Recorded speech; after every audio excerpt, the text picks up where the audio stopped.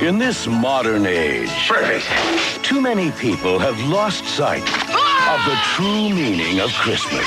Ho, ho, ho. So now, in the spirit of the original, traditional American Christmas, MGM presents Me to you. the movie that sends up Santa Claus. Mom, hush. Shut up, Ralphie. A Christmas Story, rated PG. Starts Friday at select area theaters.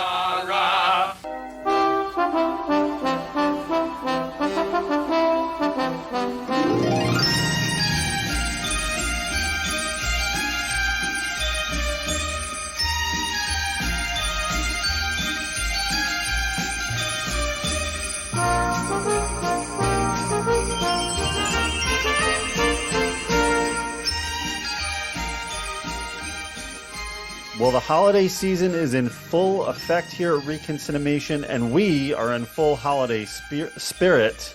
Welcome to a brand new episode of ReconCinemation. I'm John Diner. I'm David Munchak. I'm Brent Hutchins. And this is the podcast that takes a look back at some of our favorite films from the 70s, 80s, and 90s. And we got a fun one today. We are just coming out of, we had our Noirvember. We went into Adventures in Babysitting in our last episode, but the holiday season is upon us, and we had to hit arguably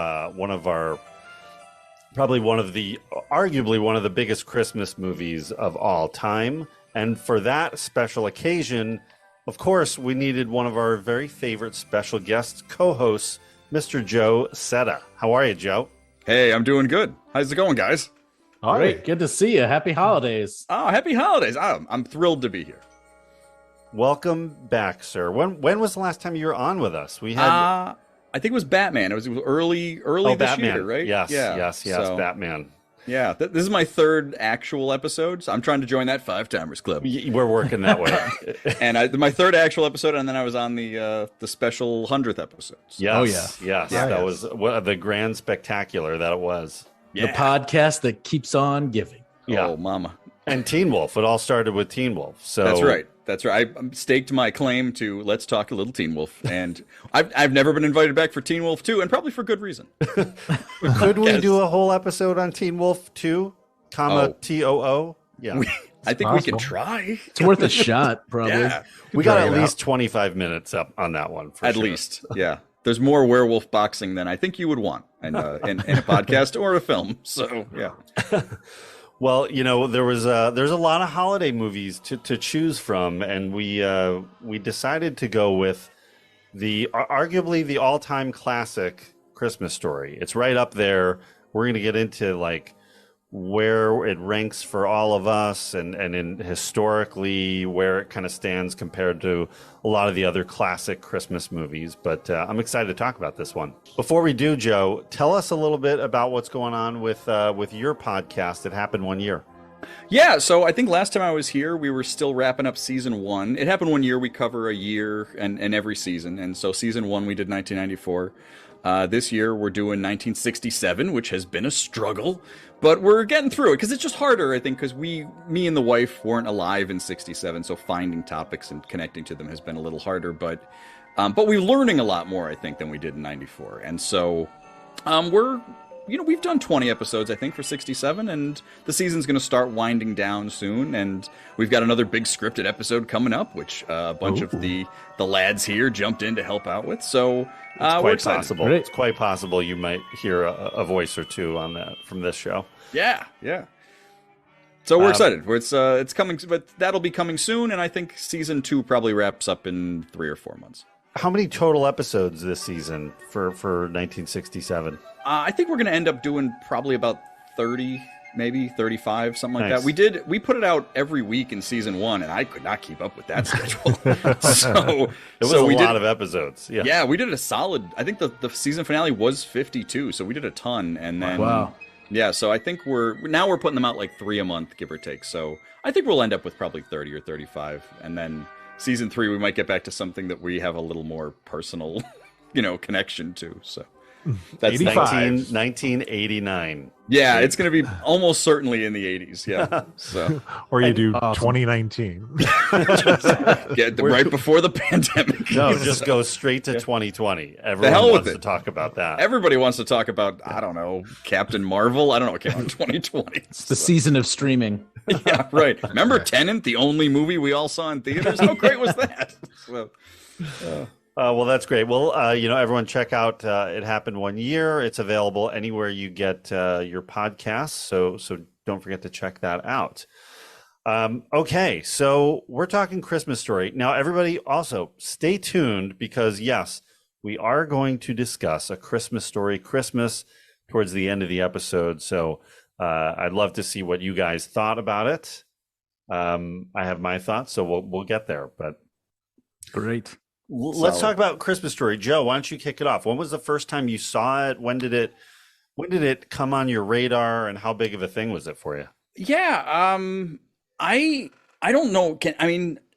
We're all basically the same age. None of us saw it in theaters, right? Like I would have been 4. I don't I think don't it was that kind of remember movie. ever seeing it in theaters. I feel like, did it even ever exist in theaters, or was it straight on Straight to playing 24 hours constantly? play? Straight to Turner Networks. That's Straight all I to remember. TBS. Yeah, I don't really think that's a thing. Like even though they claim it was in theaters, I don't think that was a thing. But again, I was kind of young, and then it never really had a serious re-release that I can think of. So I think it feels like a movie that always existed, and I think that was one of the hinks sort of about this movie for me for a long time, was that it felt like a really old movie. And so I always thought of it as a really old movie, even though, it doesn't, the design and everything, it's set in the past, so it has that natural feel. But it doesn't necessarily look like, Miracle on 34th Street. It's not obviously an older film. But I think as a kid, I never really got into it because of that. Like it always, I hadn't started to appreciate older movies until I was at least 10, right? So I had to keep it kind of at arm's length for a while. So I couldn't distinctly say when the first time I saw it was. It's just something that always existed. It was just there and in your memory. Yeah, it just lived there and really, it's always there, to the point that, any minor actor in that movie, when you see them pop up in anything else, you're like, oh, that's that person from Christmas Story. Christmas Story is the benchmark for everybody. Until I got really into The Night Stalker, that's basically it, Yeah. So I once was at there's an area in LA called Travel Town that's all trains, and it's a big thing for kids. So if you've got kids, you're going to probably end up at Travel Town at some point. And I turned around one day, and it was Schwartz was standing right there on his cell phone with his kid. I was like, oh man, there's somebody I ever wanted to go up and talk to. It's that guy. But, That's great. Brent, what about you? When did you see Christmas Story? I mean, it's really similar to Joe, right? I don't know. I mean, yes, maybe it was in theaters. Definitely didn't see it in the theater. I can't recall exactly when I saw it, but I know once I started seeing it, it was already at the repeat like it was already on the 24-hour streaming. So I don't know if, because it came out in 83. I don't know if mid 80s, early 90s, it was just playing once a winter. And then it was, oh, this is so great, we got to play it 24 hours on Christmas Eve or not. But I certainly, when I remember it consciously, it was, I was probably in high school. I was wrapping presents, and I think I watched it 4 times in a row because it was playing we left it on. And now since then, every winter when I wrap presents, I turn it on and I leave it playing throughout the Christmas. It's at its best on the 6th straight viewing.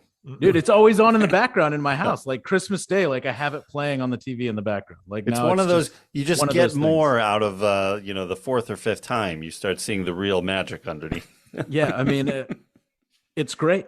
It's great to have play in the background. Yeah. David, what about you? When you catch it? Yeah, this is like everybody else here. It's you might as well ask me, when's the first time you saw the sky? What was that like for you? It's I don't know. Well, so it's just because it's just always there. The sky was there before. It'll be there long after I'm gone. That's what this movie is. So I became very familiar with it on TV. and you know, I remember the pre 24-hour days, you know, so when it was, you'd have to catch it on a specific day on a specific channel. You might be on multiple channels, but you're not, you know, you didn't have unlimited access to it, but it still felt like you were going to run into it one way or another. So it did play just like a single run. Yes. It wasn't always just 24 hours of A Christmas Story. I want to say it was Okay. David, you were East Coast with me. Was it WPIX or WWOR? It was one of those two is what ran it. It just individually, like before the marathon. It's probably WPIX. I mean, it's Yeah, probably I think it channel was. 11. I don't know. But like, you know, so yeah, every local station had access to it, you know, and yeah, you would just, I don't know, it just would show up. And then I think, yeah, whenever they started doing 24 hours, I was like, that's ingenious. Like, of course, because it always feels like it's on. So, yeah, so it's always been there. Was it 24 hours on multiple channels? I just remember it being on TNT. Like, I think it's only on one specific. Yeah, I think it was TNT. Like right when TNT kind of started is when they started doing the marathon. Isn't it now on 2 channels? I thought it was also on TBS, or was that only for a period of time? I think that's right. No, I think it is. I think you're right. Now I think it's like now on both. Like you can watch it on either. Because I thought when it started, I thought TBS had It's a Wonderful Life and TNT had Christmas Story, and then eventually somewhere along the line that shifted somewhere. So that could be. Yeah. I feel like last year, especially, I remember it being on multiple channels. Yeah. The first time I remember seeing it, probably, I don't know, it must have been like 1985 or something, because I was in my basement. I had the old TV that used to be my grandparents. It was color. It wasn't black and white, but it had the dial where you had to turn. Oh yeah. The 13 channels. Oh yeah. Yeah. So I remember seeing it on that, and the first scene that I saw was with, you know, Santa kicking him in the face down the slide, and I was like, what is this dark movie? Like, I'm never gonna watch this. And then once the marathons started happening, which kind of I hold in somewhat of a fond remembrance, like, you know, the James Bond marathon, TBS, movies for guys who like movies. You want them? TBS has them. Movies for guys who like movies. That whole era. But I still avoided watching it all the way through. I would just see bits and clips, and I was like, nah, I'm not. That's not my thing. I'm never gonna watch that movie. And then once I moved to LA with my wife, it was a big favorite of hers. So finally, she sat me down. She's like, all right, shut up. You need to watch this movie. And that was like 2003, I think, and I fell in love with it. Oh wow. Yeah. No, I mean, like bloomer. Yeah, I mean, I think my parents were really into it, and that's what dragged me into it, right? Like, because it feels like that kind of movie, even though it's a movie about kids. It's almost primarily a movie about the 30s and 40s, right? And I think that, like, my parents were born in the late 40s, early 50s, but it still has that kind of throwbacky thing. So I think they watched it so much that's why I ended up seeing it so much. But I didn't really like it until later. Yeah, you know, like it was just that thing that was on. You know. Well, it's a movie that has, you know, it's got levels, and I think as you get older, you see there's a lot more to see in it than you would have as a kid. Right. But yeah, that makes total sense. I mean, our parents would definitely have identified with it. I mean, it was a little ahead of their, you know, settings, you know, timeline wise, a little ahead of them, but there's still enough for them to attach to. Yeah, right. Exactly. And I think that's really the kind of the weird thing about that movie. Like compared to, I'd say, a lot of other movies that were made in the 80s and set in a different time period, is those still feel like period biopics, where Christmas Story kind of doesn't, in a weird way, you know? It feels, to me, it feels very natural. Like that environment feels fully real. Yeah. Like that doesn't feel like you know, there's so many Christmas movies now with all the Hallmark, you know, or Hallmark level things. I guess Netflix is now running at a Hallmark level, but yeah, you know, they just feel so false and so staged, and you know, almost like just like a commercial, like a Zales commercial. You know, sure. Like it doesn't feel super polished. Like it feels just kind of like you were saying, natural and a little gritty in a way. You know? Well, it's like, messy, snowy, sludgy in this small town Yeah. that has a big like a one downtown square. I mean, a lot of people grew up in that shit. And multiple generations grew up in that. So even though this feels like a little more of a nostalgia picture for my folks and the way they grew up specifically, it's you can attach to certain things that you can start to appreciate as a kid, and that there's this nearly universal, I wouldn't say universal, but a relatable moments in terms of the excitement for magic and Christmas cheer. Yeah. Yeah. Yeah. I don't recall ever going to a mall and seeing Santa where there was a slide attached to this little mountain. Bananas. But I was always like, damn, that would have been cool. Yeah. I've never seen him on a platform. He was always Yeah. maybe one platform, maybe one step up. One step. Exactly, I like remember the one- about one Yeah. step, but I always feel like, again, we were little kids, but like I always feel like you couldn't see Santa until you were basically at Santa, right? Because like there's like adults and people milling around. Yeah, people in and, the way. Like the cameraman was always kind of in the way. Like there was no, like it felt like a lot of I remember feeling like a lot of pressure. Like you it's didn't your want turn. to mess up. You did not want to mess up in front of Santa. I had a Santa buddy every year. For like, I don't know, till I was like 6 or 7. This 16, young lady, 17. Stephanie. Yeah. Our was in parents would college. bring us till I went to college. That was it. Yeah. sounds like a great romantic comedy starter. You right? can't I know, lie to me, right. John. I was there with you. I remember Santa Buddy. But Christmas Story became my number one Christmas movie for years. So since 2003, up until maybe a year or two ago, and then I kind of switched it with Christmas Vacation. So I used to do Vacation on Christmas Eve, Christmas Story on Christmas Day. Now I'm kind of just changing it up. Nothing to say about their ranking, but shaking it up a little bit. It had a good run then, 20 years. That's all right. Yeah, great Yeah. run. Top of the mountain. And still there. So It still sits at the top, right? yeah. But all right, so David, why don't you give us a quick plot rundown for anybody maybe who hasn't seen it in a while, forgotten what it's about, they just love our show so much they listen anyway. Yeah, that's crazy. People that listen to movie podcasts without seeing the movie first. Okay, They're out there. This is how they determine whether or not they want to see it. It's all based on your plot summary, David. Don't let them down. But A Christmas Story is a tale written from the perspective of an older gentleman reflecting on the Christmas he had when he was 9 years old, and it's a film about the sort of this Christmas season and the excitement and some of the singular obsessions and fantasies that kids have while the adults have to also navigate what it's like to be parents at Christmas. So tune in, folks. Don't know what the hell you're waiting for. Spoiler alert. Here it is. All right. So where does this, like, of all the Christmas movies that are out there, let's go around the room. What's your top 2 or 3? And is Christmas Story in it? Or what's the lineup like? Joe, what do you think? Well, I mean, again, I came to an appreciation for this movie later, even though I had seen it, 1,000 times, but it wasn't something I really connected to for a long time. I don't know. I mean, it's almost like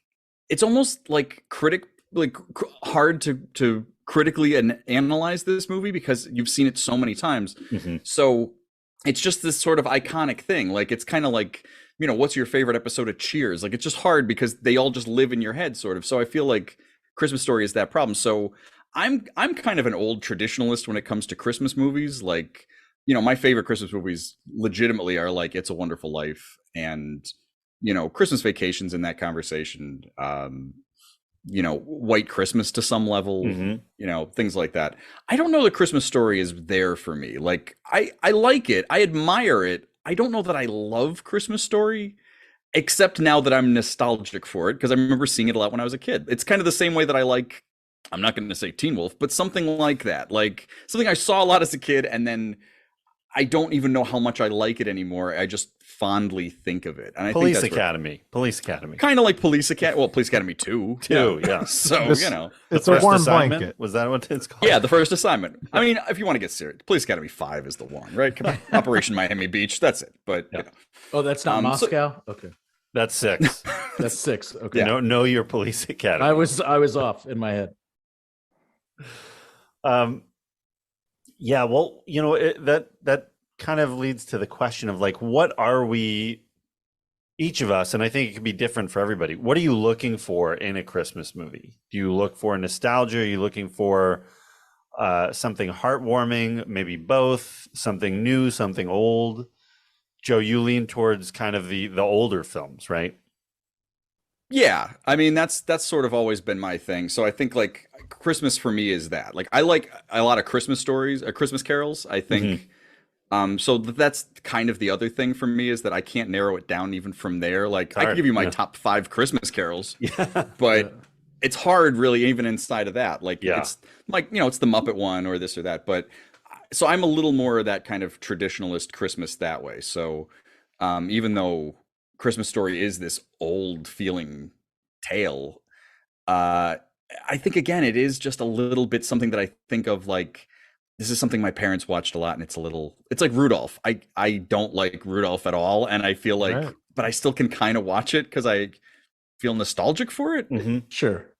David, what about you? What's your top movies? What are you looking for in a Christmas holiday movie? Oh, I just need fun. Fun. So you an Elf guy? Is Elf up there for you? Yeah, like I'll put like if I'm gonna if I had to pick one movie right now to like let's watch it, it's a Christmas movie and I want to enjoy it, Elf will be it. Like for years it had been Christmas Vacation, but like in Christmas Vacation we did that on the podcast, right? Did we talk about that? We sure did. Yep, we sure did. 1 year ago. Yeah, it was. So but like that's kind of getting to a certain point where I'm not enjoying it as much, but I do find it really good. But Elf is sort of the top. But like I actually wrote down Alistair Sim, George C. Scott, and Mickey Mouse Christmas carols. Like I need one of those in there. Yeah. Don't sleep on Magoo. I'm just saying. Oh, is there a Magoo? Oh, Magoo's Christmas Carol is perfect. It's perfect.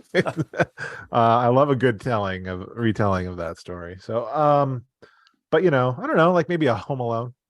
But I haven't seen Home Alone in a long time. Oh man, it's let's really change that. But isn't that just like watching the Three Stooges at this No, point? man. I Little just bit, no. but- I just watched it. I just watched it like 2 weeks ago with my daughter. Like it's still great. It's fun, but it's more violent than you remember. It is definitely, but it's like that even makes it more hilarious. I feel like to me now, like it's really good. She loved it too, which was awesome. She was cracking up. We did Home Alone 2 last year. Oh, which cool. was Lost in New I York. forgot how much of a rinse and repeat it is from the first movie. It's really and just lacking just a little bit, but it's okay. It's just not quite that level of the original. Yeah. Sure. Brensky, what about you? What's your top holiday movies? Well, there's 5 that I watch each year, like every year. Mm-hmm. And like the other guys have said, like I really enjoy like some of the older classics, and they've had their moment in the sun for me. Like as far as like, It's a Wonderful Life, and pick and choose any kind of Scrooge movie of any sort, Scrooged included. Yep. And I'm probably a fan, but for certain, every year I watch Home Alone, which I've already done with my daughter. I watch Elf. I watch Christmas Vacation, Christmas Story, and Die Hard. And the thing is like every single year, like without fail. And, for me, like they all kind of have similar themes that I enjoy. And that's, like an uplifting ending, surrounded or centered around family and being with family during this time of year. So, and murder. Well, in some cases, a lot of murder. In some cases, I think Violent Night might be taking the new lead in that case. But that's it. Like those are the 5. And so for me, Christmas Story is still solidly in that. And again, every Christmas Eve when I'm wrapping the last presents, it's on. Just repeat Nice. until like I fall asleep with it on, like I leave it on all day. So, it's just now that has become almost a tradition within itself. Yeah.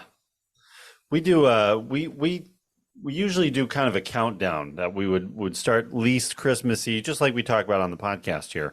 Least Christmassy to most Christmassy. And usually our top movies in no particular order, pretty close to yours, Brent. Christmas Vacation, Christmas Story, Elf, Scrooged, Home Alone, 100% Die Hard, 100% because it's a Christmas movie. We've established that. Listen to it in the archives at ReconCinemation.com. It's been voted on. Die Hard 2, don't forget that one. Okay. The Muppets Christmas Carol, and then I try to work in Mickey's Christmas Carol, which would, I guess, I don't know if it comes with Pluto's Christmas tree. Is that part, or is that a separate thing? I always saw them together. So I always saw those together too. They must have been. Mickey's Christmas Carol is only like 20 minutes long. So yeah, they're both short. I think that's part of Mickey's Twice Upon a Christmas collection. Yeah. But we'll watch that. We'll watch, Charlie Brown Christmas.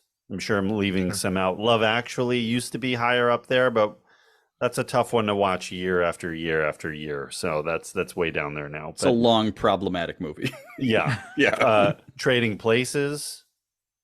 That's in there. Now you're getting pretty fringe. I know. Yeah. So what we started doing the last couple of years is we'd wrap all the Christmas movies because yes, we have them all on DVD, and we would randomly pick one. So that's your advent calendar. So every night you pretty open good. one, and that's I actually like that idea. Just to shake it up a little bit. So pretty cool. Yeah, but so but the same thing. I'm looking for that happy family moment. Everybody coming together for that happy ending. Got to have, just like you get in Die Hard. The family ends up together. It's a happy ending. That's right. I know you've had this debate before, and I realize how the show has turned out with that. But every year. Yeah, I mean, I've always kind of felt like if it's just setting a movie at Christmas that makes it a Christmas movie, that's fine. But I don't know. It kind of gives me the impression then that you kind of don't like Christmas movies. Well, that's the thing is you have somebody like Shane Black, right? Who finds a way to work Christmas into like almost every one of his movies. Yeah. But does that make it a Christmas movie? Like what makes a Christmas movie? I saw a list that included Kiss Kiss Bang Bang as a Christmas movie, and I was like, I don't know. That seems like a bit of a stretch. Like, I have not seen that in so long. Like Batman Returns, how Batman Returns is now just rebranding itself as a Christmas movie. I'm like, okay, it's set at Christmas, but come on. They're just trying to ride the Die Hard coattails on that, though. That's the thing, right? Because of the long-standing debate as to whether or not it is a Christmas movie. Yeah. Well, and that's the question: is what makes a Christmas movie? Is it like, are you okay with it? And I guess it's a personal choice of whether it's set at Christmas. Does that get included, or is it that it has to be about family and family togetherness and all of those? Die Hard has themes? both those elements. Die Hard qualifies for both. So I would only say the only thing that really delineates this for me is because again, watch whatever you want at Christmas. That's fine. Like there's things that aren't Christmas movies at all that I think of as Christmas movies because of when they came out. Like I think of the Lord of the Rings movies as Christmas movies because they all came out at Christmas, and I watched them at Christmas. But I think the difference for me is it weird to watch this movie not at Christmas? And if it is, that's really a Christmas movie. You know what I mean? You can watch Die Hard anytime. It's not weird to watch Die Hard in March. But if you're watching It's a Wonderful Life in March, like, what are you doing? Like, that's not going to work. So that's my take on it as far as that. Yeah, that's a great way to look at it. That's a great way to look at it. That is a fair opinion. Yeah. But I don't look down on anybody who thinks that. I mean, honestly, like I really think it's fine. It's just for a debate purpose to be like, well, is this or is this? That's kind of where I come down. Yeah. Yeah, I think you're right. I think the thing is, for me, the reason I include it in my Christmas movies is because now the tradition for me is to watch it at Christmas time. Yeah. You're right. I could watch it at Easter as well, but I would rather watch it at Christmas time. Right. I think if you have like that, you can connect to something to Christmas. I was talking to Sarah about this before, and she said about Titanic, because again, it came out at Christmas, and she's like, it feels like a Christmas movie to me, even though it was set in April, but it's cold, and I don't know, it came out in December. It feels that way. So I have that with Goodfellas and the Godfather, just the first one. That Yeah. when I think I've told this story before. When I worked at Suncoast, mafia movies, specifically the Godfather trilogy and Goodfellas, were huge sellers at Christmas, and they have little bits of the movie that are at Christmas. Yeah. But we wouldn't even really have much in stock throughout the year, but we would get boxes and boxes of them come November, and then just they were our best sellers. It was So I always associate those movies, and there's others too. Like, yeah, I think it's a personal thing of like, did you see it at Christmas time? Were you with family when you saw it? Even if it's not a Christmas movie, then mentally you associate it with that, so it becomes one. Right. Exactly. So yeah, it's a little personal, and it's a little. I think you're 100% right, Joe. That if you only watch it at Christmas and you can't see yourself watching it at any other time of year, it's probably a good indicator. Lethal Weapon you can watch any time of the year, even though it is a pretty solid Christmas movie. It is. Yep. Yeah. There you go. Yeah. Shane Black again. But see, yeah. All right. Well, let's talk a little bit about Christmas Story and kind of where it came from.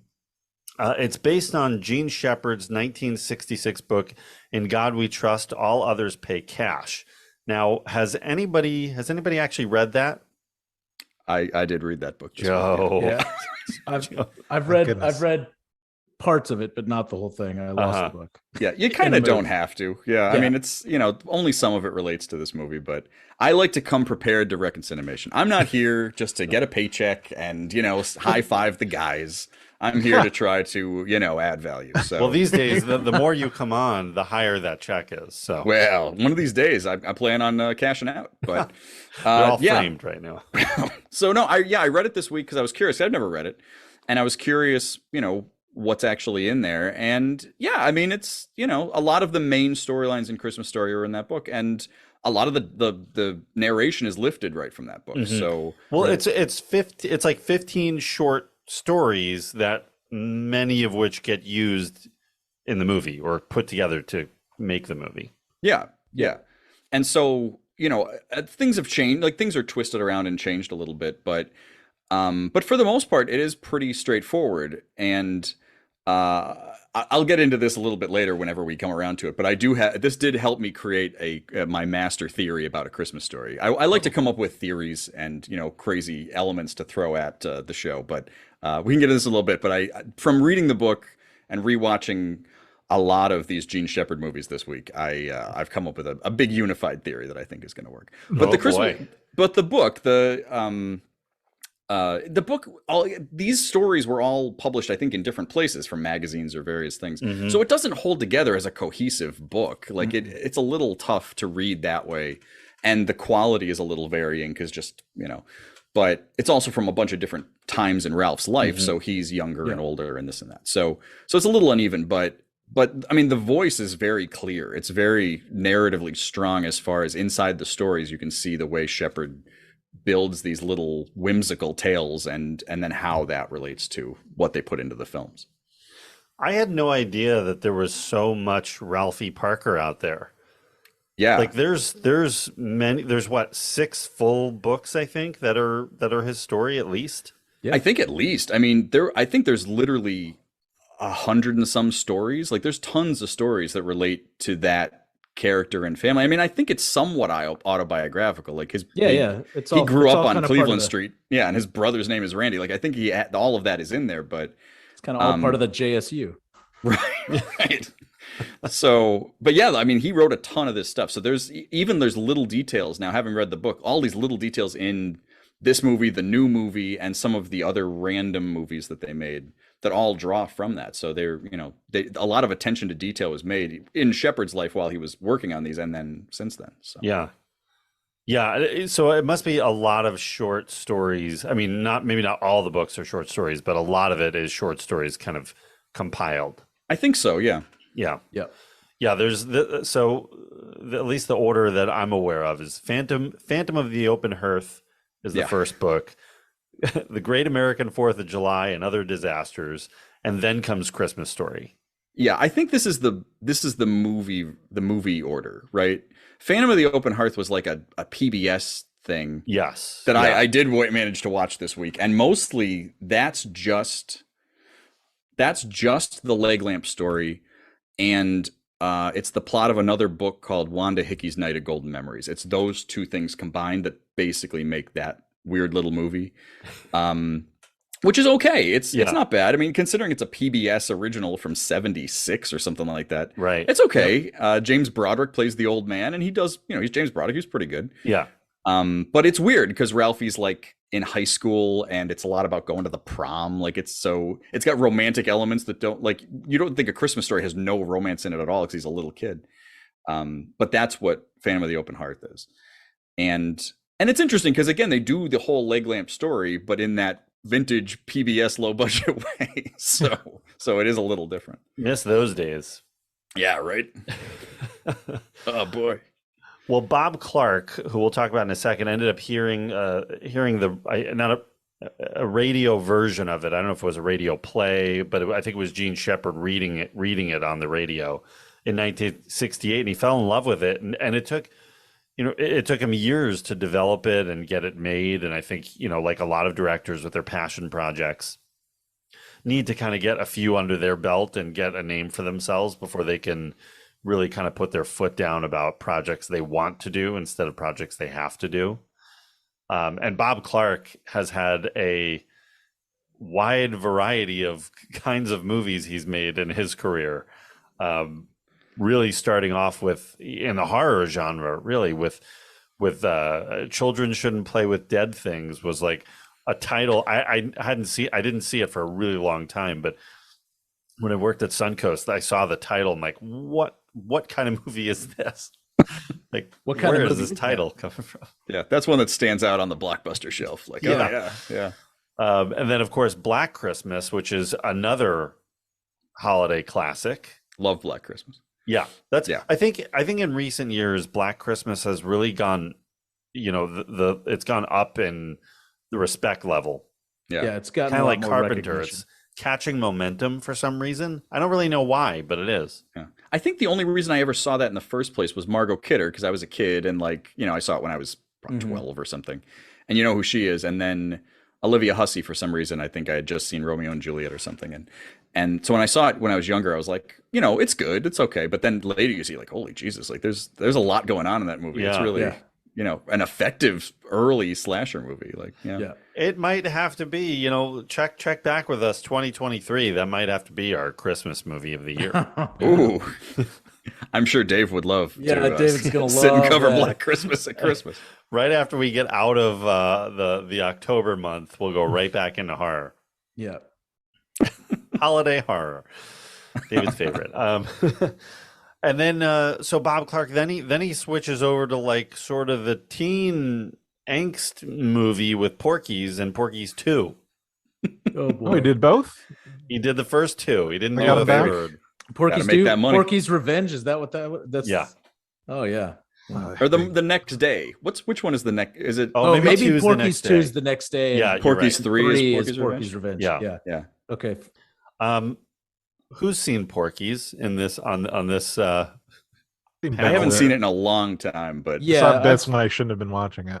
Yeah, exactly. right. I think when I was 17, I loved Porky's. yeah, that was definitely one of those late night HBO movies that Yeah. kept your attention as a young person. Yeah. Yeah. With a young Kim Cattrall, I think, is Yeah. in the first one. Yeah. Mannequin herself? Mannequin herself, which you can find in the art. No, sorry, I'm not going to. Yep. You haven't done Mannequin yet? We Oh, have. we did. Oh, yeah. Oh, did we you? So did. Oh yeah. Oh, it's done. Yeah, it's I'm sorry, I missed the Mannequin episode. Oh, well, we'll get you caught boy. up on I'm that. sorry. Yeah. You can find it. John will tell you where. We'll check it out. ReconCinemation.com. Check the archives. Nice. Right there. Plugs. That was season 4, I think. But yeah, Porky's is a movie that does not, age well. No, it's like Revenge of the Nerds. Yeah, like it's just worse, like probably. no, Yeah. bad 80s humor that does not translate in any way at all. 80s sex comedy. It's not really the thing. Yeah. Not a thing. Yeah. Yeah, like Yeah. When I was a kid, I just ran across. I just watched this not that long ago because I was like, when I was a kid, I loved this movie called Up the Creek. Do you remember Up the Creek? Ooh, I never Yes. saw that Yep. one. Tim Matheson and I think Stephen Furst is in it. Yep. And I think but as a kid, I loved this movie. But I think I saw like the super cut version on PIX or something, and I watched it recently. That doesn't hold up. that's not working. Yeah. Yeah. Yeah. There's so many of the horny teen movies of the early 80s. Yeah. Zapped's another Oh, one. yeah. Probably. Yeah. That's Scott Baio, right? Just the poster alone. Classic. So many of those early 80s posters of like some Hard bodies. And, Yeah, hard bodies. Yeah. yeah. Like How many panty raids are featured in all of these movies? Constantly. Would you figure? It's, Like it's like the crux of everything. panty raids. Yeah. It was one of like the staple, like, man versus nature, man versus man, Yeah. and man. I was so panty confused raids. when I went to college. I was like, why are there not any panty raids? I don't get it. Oh, we're not doing this anymore. The school doesn't leave ladders out so I can Animal climb to the House lied second to me. floor. Oh my God. Yeah. Yeah, it's a tough watch. I mean, I think Porky's only kind of I don't know who's watching Porky's now. Probably only people, us and a little older than us, and that's it. Yeah. I will never No, watch I Porky's don't, again. Yeah.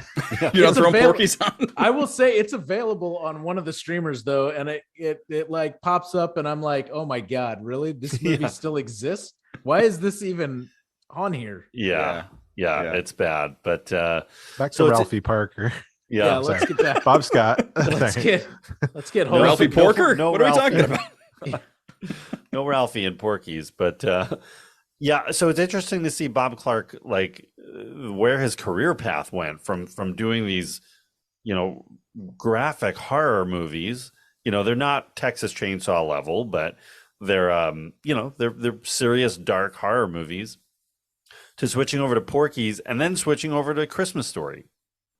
Yeah, he's kind of all over the place, huh? Yeah. How do you connect all those dots? But somehow he did it, and really, quite a legacy for different reasons. All of those movies, probably Christmas Story being the most popular and rewatchable of them all. Well, he also did Loose Cannons, right? And that. Oh yeah, he sounds a little bit like a loose cannon, just doing whatever he wishes. Loose Cannons is probably my all-time favorite movie poster. It's just jumping right over those Drew Struzan ones that I love. It's the Hackman, Dan Aykroyd back to back.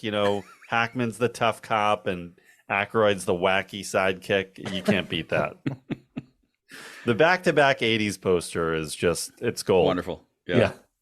What was that? What's that Schwarzenegger Jim Belushi movie? That has the same Red kind Heat. of poster. Red Heat. Red Heat. Yeah. Yes. Same kind of Action poster. Jackson With the young Larry Fishburne. Yeah. Right. Yeah. But no, you're right. Bob Clark, it's odd because it's almost like I would always talk about Kubrick's film career, right? And he made, this all-time great comedy with Strangelove, and he makes the all-time great science fiction movie with 2001, and bunch of different genres. Bob Clark essentially is that all-time great slasher movie, all-time great horny teen movie, all-time great Christmas movie. Yeah. Just I love covering that. things. Yeah. Yeah. Huh. Yeah, it's really amazing. I mean, the variety there is just Yeah. nuts. But, and probably this must be his. I'm assuming he's passed away, but this must be his most personal movie. I mean, it feels like there's so much, like I was saying earlier, the connection to reality and the bits of real life things that are in this movie is part of what make it so great. To me, this movie's timeless. It's set in it's this vague late 30s. I think in the book it's set at Christmas 1940, but here there's evidence that it's 37, 39. There's other indicators here, and I think he was intentionally keeping it vague. But because it's certain things seem to happen to everybody, or similar, close enough versions of it happen to everybody that you can identify with it. So it doesn't I don't know, it doesn't age as badly as certain other movies. Yeah, putting it Right. between the world wars, I think was where it was originally written. It's a certain period of time that America could sort of you put in a time capsule, and you know, for certain generations, it's just easy. It's easy access. Yeah. It's like Wholesome family values, no war going on. Yeah. It all feeds really well. And visually, it you know, part of how he shot it, it looks like an old movie. Like, it doesn't look like an 80s movie. I mean, it looks like a, I don't know, early 70s movie at the latest. Yeah, it's like kind that, of gross. Yeah, that grit, That grit. the gritty 70s movie we always talk about. Yeah. You know, the dark lighting, it's not, you know, it's mostly the lighting and cinematography style that is really, I mean, it's shot more like The Godfather than it is Mannequin. So That's a good point. that's the quote of the year. I like that. That's the whole spectrum, though. It's The Godfather, Christmas Story, and Mannequin. That's it. That's the whole list. Yeah. From Mannequin to Godfather. How gritty is this movie? Someone should write a book called From Mannequin to Godfather. My watching films. Oh, that's my autobiography. That's it. That's on your tombstone. That's the one. Yeah. Yeah, but I don't know. I like that look. I mean, I like that. You know, the colors of the saturation of the colors is different. It does. I like that it's an 80s movie that feels nothing like an 80s movie. Yeah, for sure. And it must have been hard to do because the 80s was so much. Yeah, you can see where all the Porky's money went was because they really had to like put in that effort, right? Like the filming, the locations and stuff are interesting because, you know, it's set in Holman, but it's obviously Hammond, Indiana, which is, you know, it's 30 miles out of Chicago. But Hammond is such a depressing town that I think that's why they couldn't film there. Like, there's nothing in Hammond. Like, there's a casino there. Like, Dave, did you ever go to Hammond for anything? I think I went to a casino there. Yeah, there's just the casino, right? Like, I don't think there's a downtown to Hammond. Like, I don't, you know, but the only things I've ever been to in Hammond are literally the Indiana Welcome Center, which for years had a bunch of Christmas Story stuff. Like, they had these little like setups and stuff, like things you would see in like the Macy's window, that kind of stuff, and like trinkets. And the casino, which is like on a boat. It's like a riverboat casino on Lake Michigan. Like, that's it. But it's like recreating that, and they have to do it. I think most of the exteriors are in Cleveland, right? Like the town square and that stuff. Yes, yeah. So like, and Cleveland's depressing. So like, I get Cleveland in the 80s makes sense.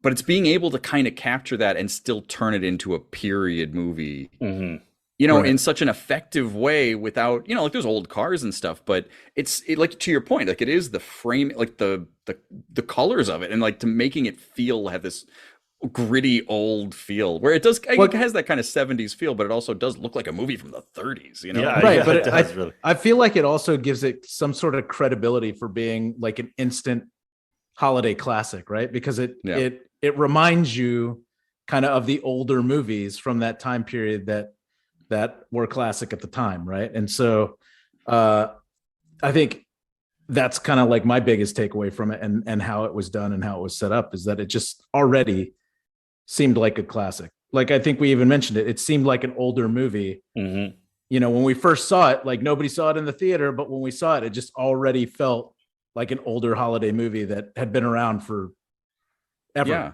I can't think of even a lot of modern movies that are like that. Like anything you'd be like, that instantly feels like an old movie. Like even anything set in olden times, everything still looks pretty new, right? People aren't trying to capture that. It's the film. Well, most people aren't shooting on film anymore, but you know, it's the you know, the video, the kind of video that we're shooting on, the way we're lighting today. It's just, no one does it like an old style like that. Yeah. Well, I also if the feel rest like of the movie is patterned after an old style, like visually, no one does that anymore. Well, I also feel like the actors and the cast are like, they're kind of recognizable, but not super household name recognizable. Like they feel familiar, but not someone who, you know, like is on every tabloid or every whatever, you know, like they're just, you know, very kind of, they feel relatable. Yeah. They don't feel like movie stars. Yeah. Yeah. Well, I think the casting all over is perfect. And before we get to that, I just feel like this movie, it captures nostalgia without being overly nostalgic, like not shoving it down your throat. Like it just captures the tone of nostalgia without, just really being obvious about it, which so many movies now, they're just like rubbing your face in the nostalgia, Right. Like we talked about the new Top Gun movie, Top Gun Maverick. Like it slams you with the nostalgia like right off the bat. Yeah. Immediately, Sure like giving does. you the music, that everything, like boom, right there. But this just captures that tone without doing all those tricks. So I don't know, really appreciate that. But back to casting, I think this is perfect casting. The mother and father, Melinda Dillon and Darren McGavin, would probably be the biggest stars in this movie, neither of which were major stars. I mean, Right. Darren McGavin was a star from Kolchak, The Night Stalker, and he was somebody who was kind of all over the place in the 60s and 70s. Melinda Dillon had done, of course, Close Encounters by that point, so she was a name, but not a major star. And so it didn't have that distraction of like stars taking over it. Sure. And I think the thing that actually works for this movie then forever forward is because this is about it for them. Like they do stuff. Darren McGavin's in stuff until he dies, like another 20 years. Melinda Dillon's still alive, but neither of them ever had big careers or another even really big performance you would point to and being like, this was a big deal that they did. Yeah. And like I think there's this something is to the biggest thing. Right. Yeah. And it locks them into that. And that you have a bunch of kid actors who don't really go on to do a whole lot of other acting, especially as kids where you then relate it to stuff. Right. A little bit, but not a ton. Right. And then mostly just kind of disappears. So it does kind of time lock the whole thing in a lot of ways and keeps it this pristine little thing that never really has to age because you don't have anything to point to kind of, create that, Yep. Yeah, it's not, not that in the grand scheme of things, not that many actors have these movies that are so rewatchable and so, or built around that seeing it over and over year after year after year. Not that many actors have that in their, I don't want to say repertoire, but they're, on their credit list. And these guys do. And yeah, it's interesting that neither of them really had another major hit again after this. Even not necessarily a hit in the theater, but a hit in the long game. Right. A big cultural like touchstone type thing. Yeah. Now McGavin is great in Billy Madison. Right. Yeah, that's true. While not a great movie anymore, he's great in it. And Melinda Dillon is great in Magnolia, but those are really kind of some of the only movies I could really point out off the top of my head that they were in. And she's only in Magnolia a little bit. Yeah. And, and again, like Darren McGavin, I want to say Darren McGavin played, I'm going to get this wrong. He was somebody's dad on like a 90s sitcom. Like everybody's like, Elliot Gould is on Friends. And Darren McGavin was somebody's dad on a sitcom, and I can't remember who, but he did like 5 episodes across 4 seasons of something. Yeah. But no, Darren McGavin's great in everything. And it was only, again, later that I watched all of Kolchak, and I love Kolchak, but there's only a year of it, right? Yep. And it was, 10 years before Christmas Story. So, yeah. Let's stay on Darren McGavin. I love Mr. Parker. He might be my favorite character. As me getting older, being a dad, hosting many Christmases and holidays, and I identify with him a lot. It's a clinker! That blasted stupid furnace, that gummit!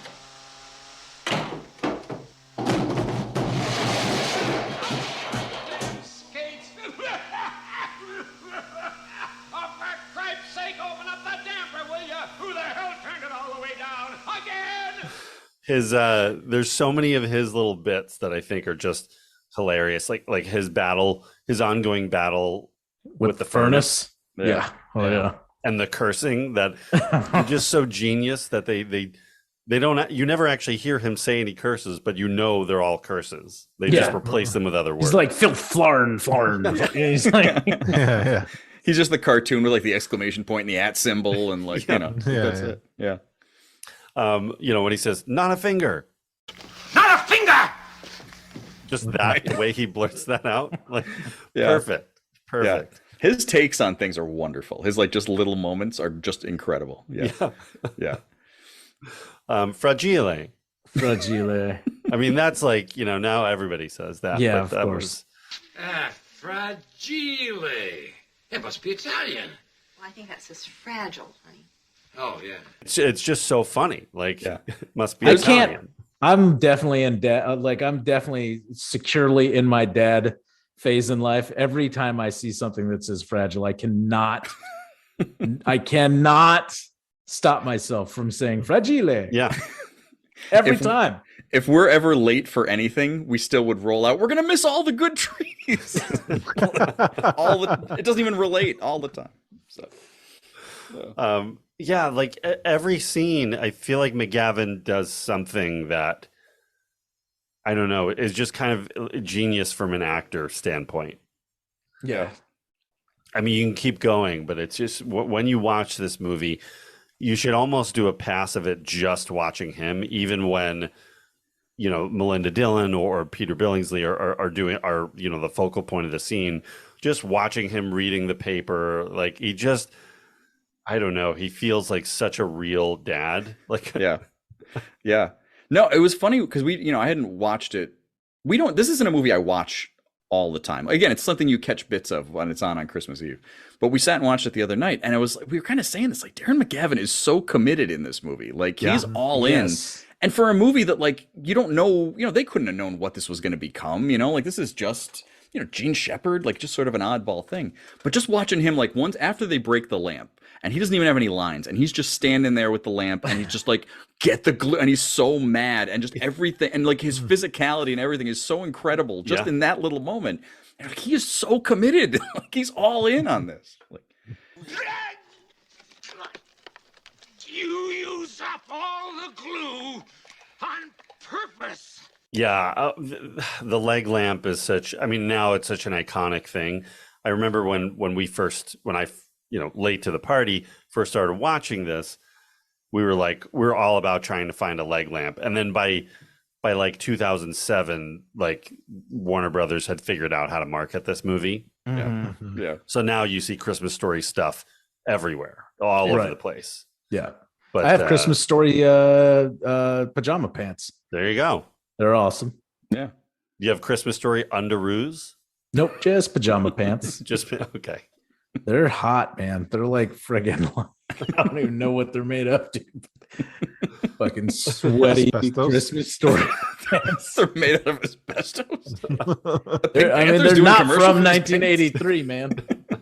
No, they're from 1939. That's right. They're just wool. It's 100% wool. Yeah, they're warm as hell.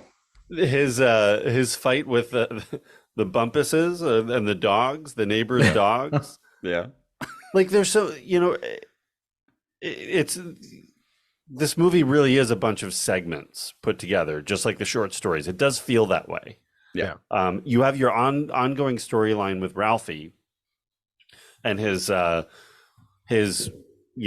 wish to get what he wants for Christmas, the Red Ryder BB gun, and his battle with Scott Farkas and the bully and what's going on at school. But like the parents and some of the other characters really just kind of come in and out. So it does feel segmented like that. But Mr. Parker's it's just hilarious. They're all genius. Like everything that he touches is gold in this movie. Yeah. There really isn't a bad part of this movie. I mean, but I think that's, it was the way that they chose the stories and such, but like I also realized, like, gun to my head, I have no idea the order of events in this movie. Like if you would like, I was just trying to think while we were watching it. Like I always thought that the fight with Scott Farkas is much later in the movie. And then I also thought that but I thought going to see Santa was much earlier. And I think it's just because I never watched this movie straight through. I always just kind of catch it, And so it's the movies is kind of structure proof in that way where you could watch it in any order and get the same experience. Yeah. Like it doesn't need it. It doesn't matter. Yeah.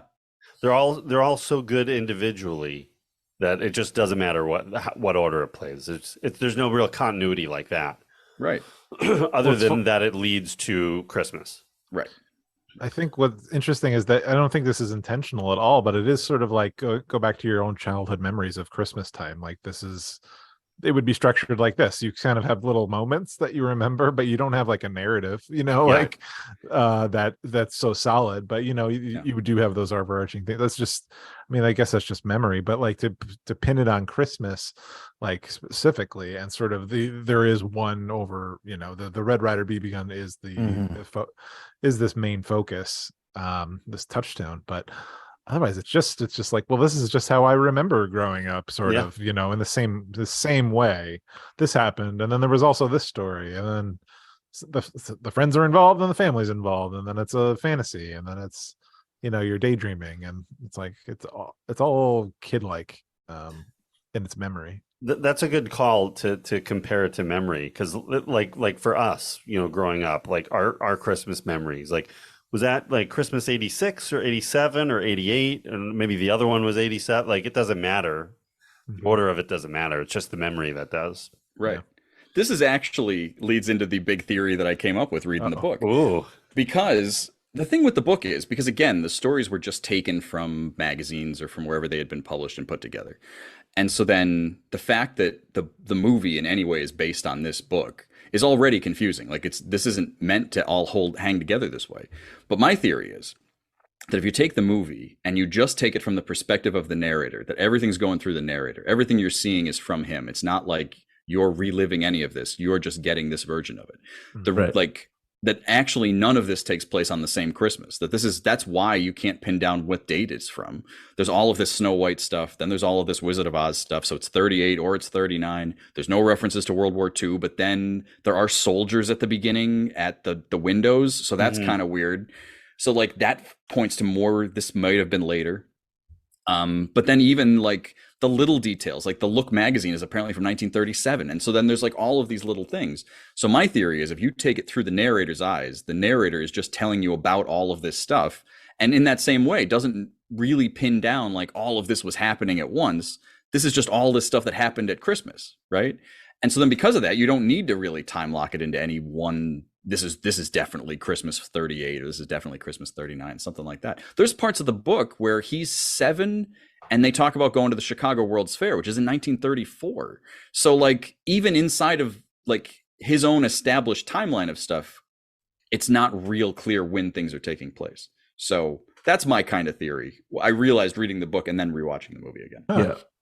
I think that theory feeds in pretty well with also the latest movie that came out. Oh yeah. All right. We'll circle back. We'll to get that there. But yeah, I think that's a pretty solid theory. That would hold water for the entire JSCU, right? The Gene Shepard Cinematic Universe. I mean, if you want to talk about Ollie Hop Noodle's Ollie Hop Noodle, Haven of Bliss, I've got a little on that, but it works for that too. Yeah. Yeah, that's interesting. Wow. Yeah, that's. I think you nailed it there.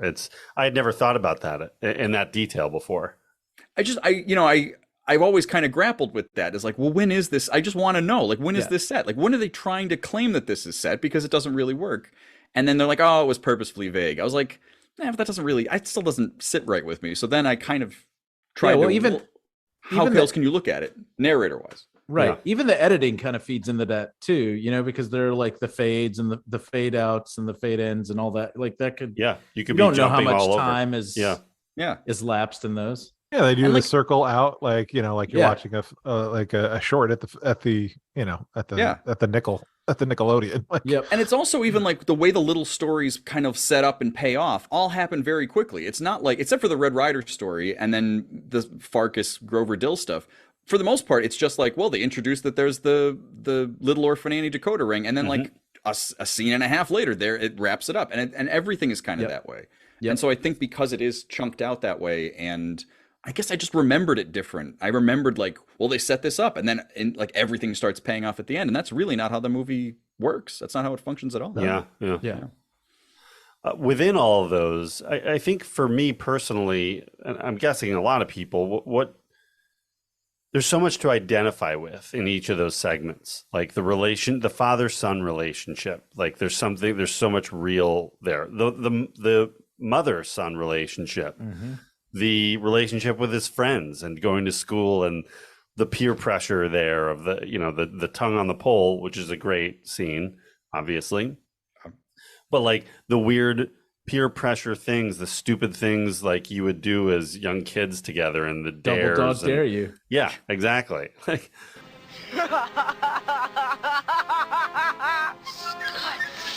Scott Farkas. What a rotten name.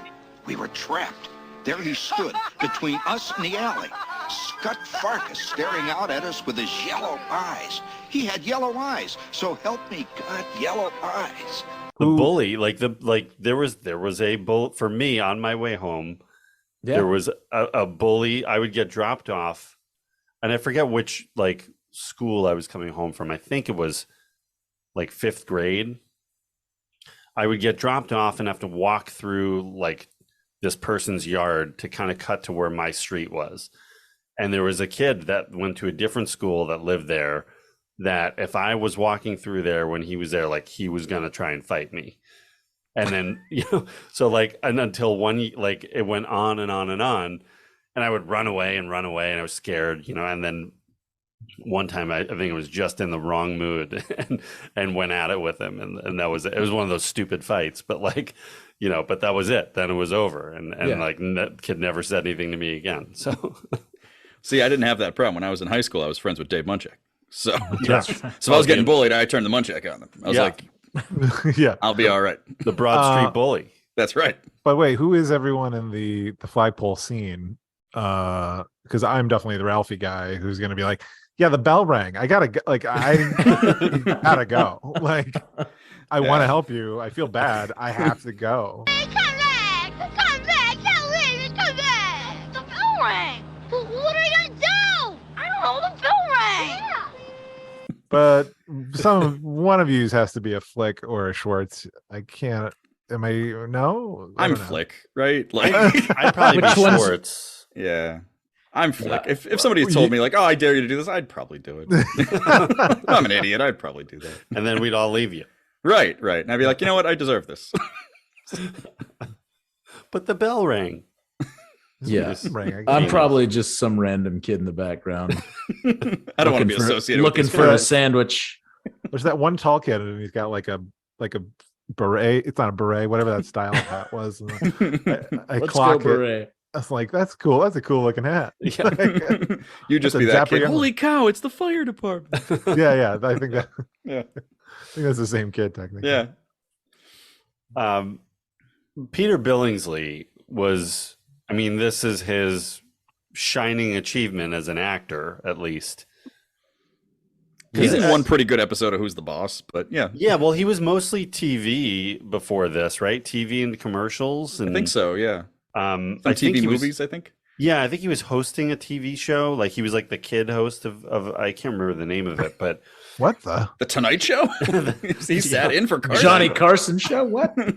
he was a familiar face at the time. And, this is such an iconic movie, but he really stopped acting not long after this, and then ended up segueing years later to a really, really successful producerial career. Mm-hmm. He, he ended up being partners, I believe, with Vince Vaughn, and runs his production company. So a lot of Vince Vaughn movies, you're going to see Peter Billingsley's name as one of the producers. I think he still had little part. He's an elf, right? Doesn't he have a little part now? Yeah. I mean, look, now he's little part. Yeah. Been in multiple, Christmas movies. I think he was a producer on Elf too, because I think he that would make sense for a while with Favreau before, he went to He Marvel. was one of the producers on Iron Man. I mean, he's Yeah. Billingsley's doing okay. I don't think we have, very successful. So, but he's great in Elf, and it's cool to like connect him to two of the most major, holiday films. Yeah. But he's so good in this. Like he's so just believable. Again, authentic. Like feels really authentic. Doesn't feel like a kid actor.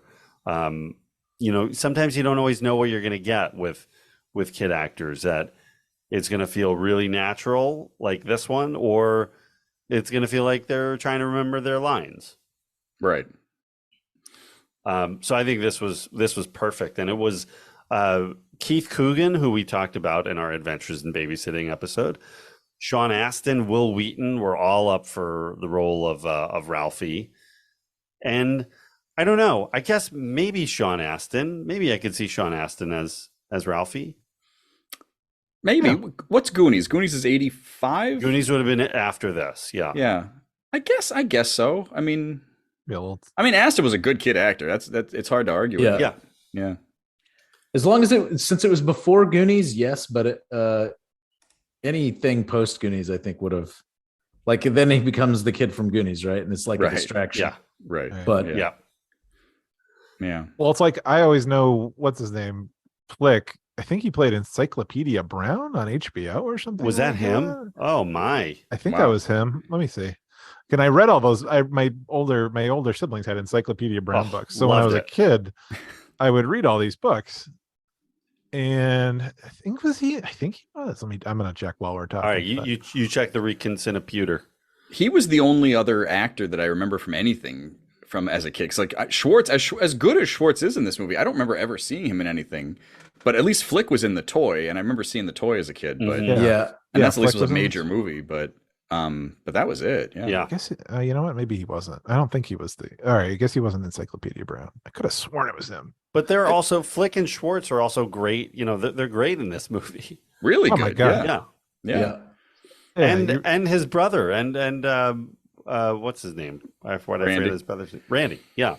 He's pretty effective. I mean, he doesn't have a ton to do, but he does well with what he's got. Yeah, he's great. He's giggling with the food, the mashed potatoes, right? And then, you know, where he's in that huge snowsuit, you know, where he can't even put his arms down. Yeah. I love the mother, you know, Melinda Dillon's relationship with Randy. I think that's adorable. Yeah. Great kind of like, you know, not even probably a C plot line, but yeah. Him just sitting underneath the sink and she brings him the milk. I don't know why. It's really nice. Yeah. There's like, it feels like there's so much history in their relationship. Accepted weirdness. Like this is just what this is. Yeah. Which is part of, you know, parenting, and with kids, like you do things that to an outsider are completely strange and weird, but to you, like, this is just what works, you know? Yeah. This is whatever gets the job done. Yeah, exactly. And it's fine. Melinda Dillon is kind of one of the, I don't know, I would say she's sort of one of the forgotten heroes of this movie, that she's not one of the first people you think of when you think of this, but she's so great also. Yeah. Right. I think she's reacting a lot, so I think that's hard. It's hard to stand out almost as the straight man to Darren McGavin being so big, you know. Yeah. But she's real effective. I mean, really strong. Yeah.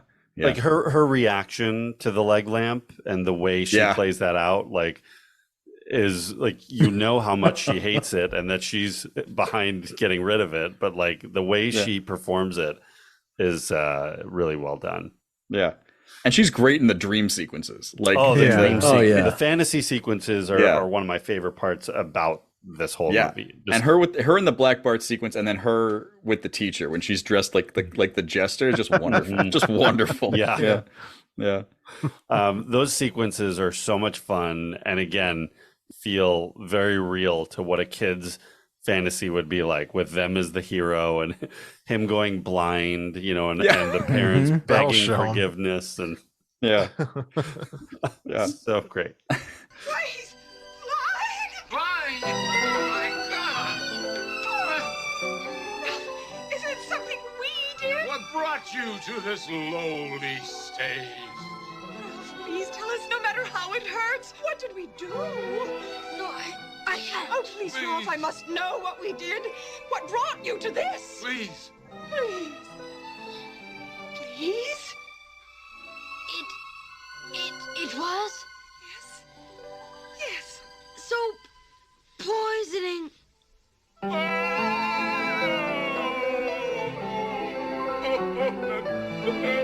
can we do it? Well, I'll manage to get along. Somehow.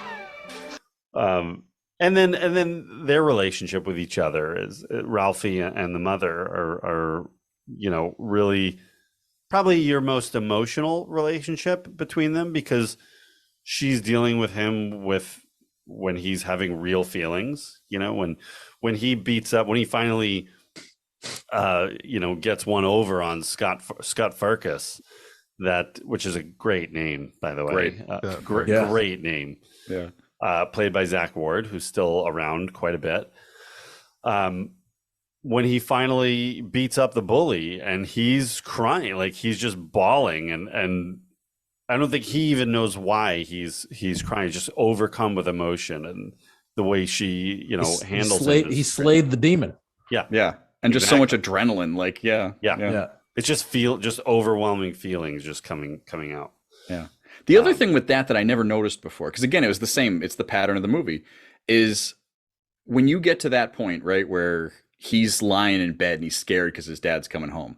We've already gone through the whole thing where the oh fudge scene and his dad sells him out to his mom. So then he's got the soap in his mouth. So you just expect that to happen. And the fact that it doesn't is actually... Like, I don't know if it reflects badly on the dad, but that's, I think, why that scene works so well, because you've come off of that. And it's just not remembering the course of events in the movie that I just never thought about that before. But the fact that, then, his next thing is well, my, relationships with my mom was always better or something from that point forward. Like, it's an interesting to put those two scenes together. Yeah. Again, it's just more things about this movie that feel authentic. Yeah. Yeah. Yeah. And there's, I think, again, because we see this movie so much, it's kind of critic proof. It's hard to really analyze it, but the more you see it, you start to see that there was more of an overarching kind of plan with some of this stuff. It's not just a bunch of random stories. So, right. Yeah. I mean, it's a bunch of random stories, but they do have a couple through lines to kind of tie them. Right. They found ways to link them, knit this together, yeah. so that it could be built as one, right? Yeah. So, Ralphie, what would you like for Christmas? Horrified, I heard myself blurt it out. I want an official Red Ryder Carbine Action 2-inch range-ball air rifle. No. Shoot your eye out. Oh no, it was the classic mother BB gun block. You'll shoot your eye out. And the Red Ryder BB gun storyline is also great in that, they set it up that the parents fear they don't want him to have this thing because he'll shoot his eye out, right? And of course, that's pretty much the first thing that happens is he almost shoots his eye out. that's just dumb. That's just dumb luck. It is, but it's great storytelling too. That it comes around like that. But also, how great is it that it's his dad that gets him that gun? Yeah. Right? Because it's the same thing. It's it has to, you already have this weird contentiousness between them, but it's always just accepted because he's the dad, right? Yeah. I never, if your dad gives you a hard time, you don't think well, I'm at odds with my dad about it. Yeah. But in this case, the fact that that's how the dad story in any way kind of redeems with Ralphie is really nice. Which is where,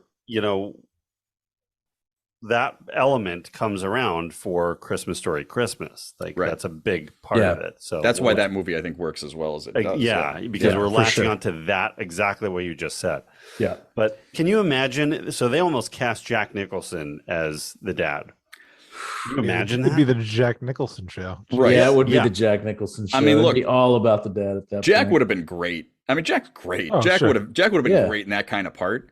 But yeah, it would have forever. You just remember this as it was that weird Jack Nicholson Christmas movie. It would.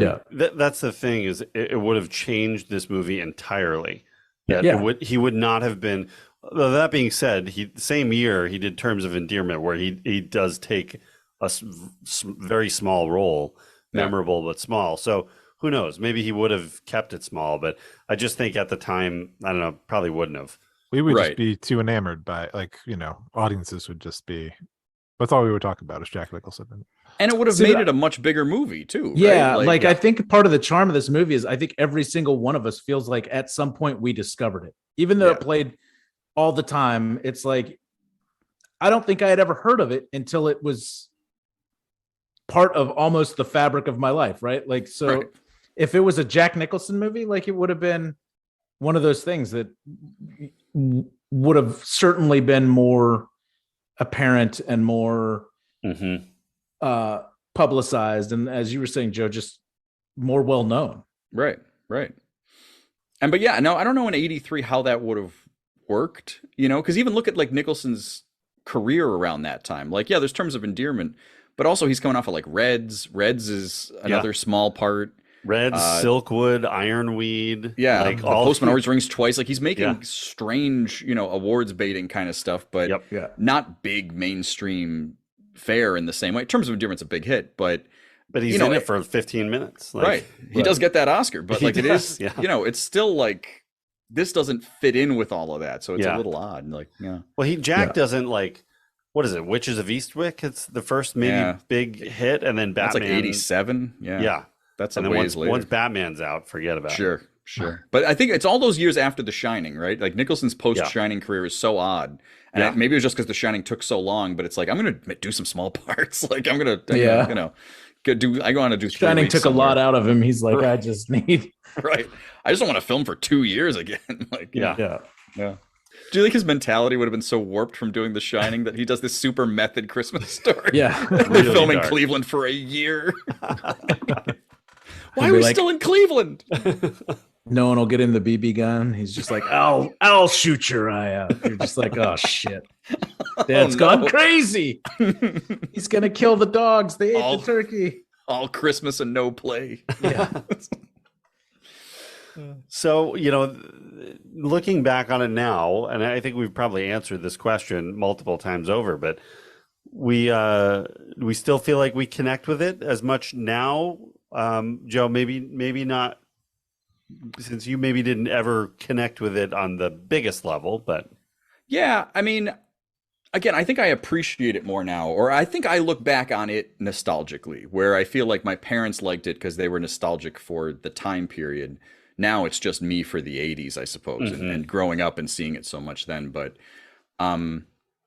it's still like a movie I admire, but it's almost like looking at a painting. Like it's not like experiencing a movie. I don't go through it the same way. Like I don't know exactly how to explain it, but it's not something that I ever really connected to in that way, where this is this great movie and I just love it. Like I recognize that it's great, but it's always been a little hard to like wrap my arms around it and really connect to it the same way. Where I think that if you look at even Christmas Vacation, as funny as Christmas Vacation is, Christmas Vacation still has that same family. We're all in this together and it's funny, but it has little touching moments. Like I can connect more to like Clark Griswold sitting in the attic watching that little film strip than all of Christmas Story. Like, I don't know what it is. It's just different enough for me. I think there's a lot of people who feel watching this movie feels like Clark watching those old home movies. Yeah. The same kind of feeling in both. Yeah. That's how I feel when I watch it, even though I didn't see it till later. Like I remember my childhood and my Christmases with my family and those memories. So I think part of it too is having kids must change the view of that movie, right? I mean, a little bit. And I don't think that's an entirely fair thing to bring to looking at any movie, really. But I think because that movie is so centered on that, is so much about looking at things as a kid, the holiday and your family and how you relate to your parents and stuff like that, that when you become a parent, it must change that. And so because I don't have kids, I think that's why it still has a little bit of a distance to me. I don't think of it in that kind of way as a parent-kid movie, even though clearly that's the main thing, the main conflict or anything in the film. Yeah.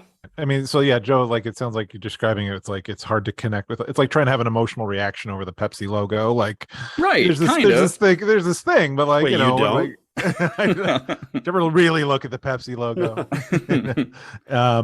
But I think that's kind of where I after viewing it from start to finish this time, like I kind of resonate with that same feeling. Like this is now foundational kind of thing, but it's always there. It's kind of it has a rhythm to it or a melody that you can pick out of a crowd. But like I don't necessarily need this movie anymore. It was part of the tapestry of growing up for me and at that season. But it was like, this was nice, but like this is like that set of memories. Like there's no real reason to dwell on it. So I was surprised by this. I'm like, oh, this isn't as this isn't as rewarding as like a rewatchable movie as I thought it might be. You know what I mean? But it's almost like having the Yule log on, right? And it's just playing like instrumental Christmas music, and it's just kind of nice. And you're just like, it adds to Christmas, but it's not its own thing for me. Like it's not like an event. Like let's put on Christmas Story. That's not really there for me. Yeah. See, it's different for me for sure. Like it still connects with me quite a bit. Like the nostalgia of it. Like it's almost to the point now, and I bring it. You know, you brought up kids and everything, but you know, when I was growing up around this holiday time, one of the things that I loved was, you know, my mom would always sit us down and we would watch Christmas movies that she loved as a kid and things like that, and kind of like handing down the movies that she was a fan of as a little girl growing up, like Miracle on 34th Street and things like that. And like I do that now with this movie and others, you know, like where it's like this one certainly has a huge nostalgia factor because of, you know, just the fact that it was always on in the background, like a Yule log during Christmas and when we were wrapping presents and things like that. Like all these memories from basically like high school till now, like this brings all those things back, like anytime I have it on. So for me, like it still hits pretty hard, especially now, you know, my mom's passed away. I don't have that. Like it always kind of really like brings some of those back. And it's, you know, it's not for everybody, you know, but for me specifically, like personal connection to it, you know, like it kind of has that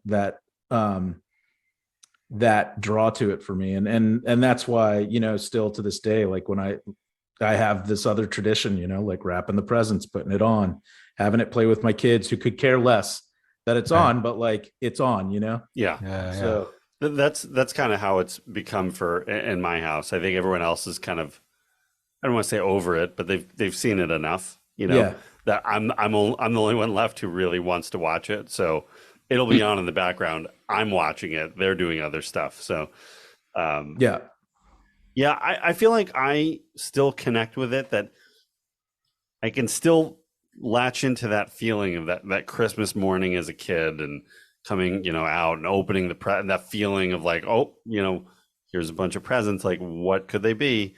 That feeling I still get when I watch this movie. So I'm going to keep watching it until that feeling disappears, which will be next year probably. But. Yeah. Well, and I kind of took a quick peek.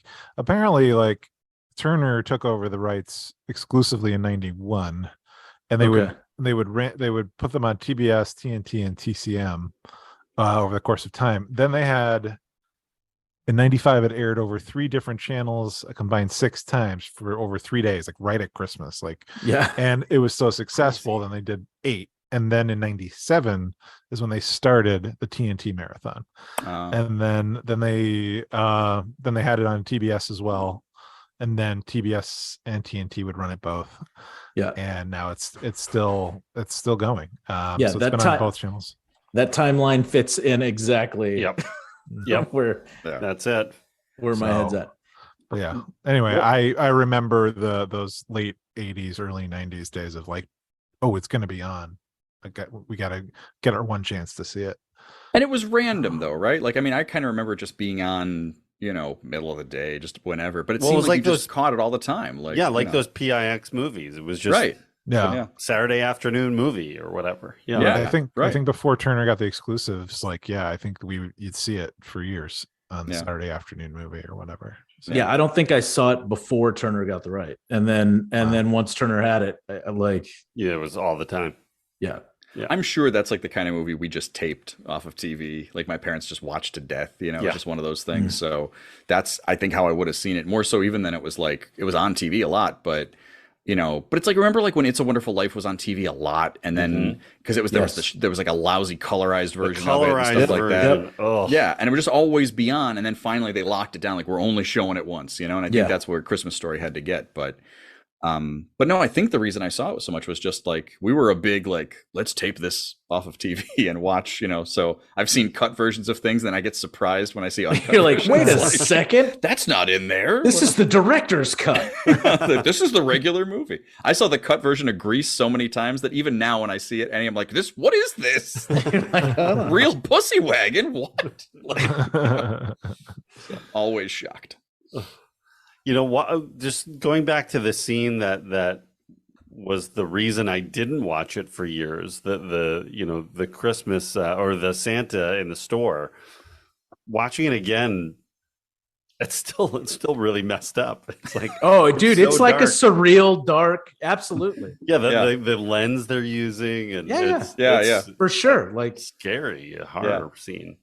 And like even that has an unreality to it outside of that. Like when they come up, you keep hearing Santa saying the same stuff in that scene. Like you think, well, maybe it's just a continuity glitch or something. But think of it in terms of like you see all that POV stuff with Ralphie, and like it spins around and it's real disorienting, and like kids are screaming, and it makes sense that guy directed Black Christmas. Yeah. Well, and underneath it too, like what's probably happening is that Ralphie's seeing behind the beard or under the beard that these are people playing characters who it's a job to them. They don't want to be there, just like a lot of other people don't want to be at their jobs. They just want to go home and whatever, Yeah. So to me it kind of represents that nervous energy you were talking about earlier when you're like meeting Santa Claus as a young kid and like not wanting to mess up, and everything just seems like kind of larger and more grandiose than it really is, right? But it's like portrayed in the movie in a way that comes off as like, kind of surreal. Like to Ralphie, it's like, this is his moment. Like he's got one shot at like getting this Red Ryder, and then there's just all this chaos happening around him. Yeah. Well, all right, let's talk a little box office glory, shall we? Shall we see how it did, and then we'll come to the new movies.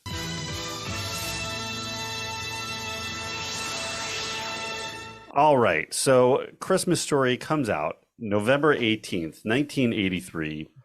So that's just before Thanksgiving. It had a $3.3 million budget, so pretty low budge.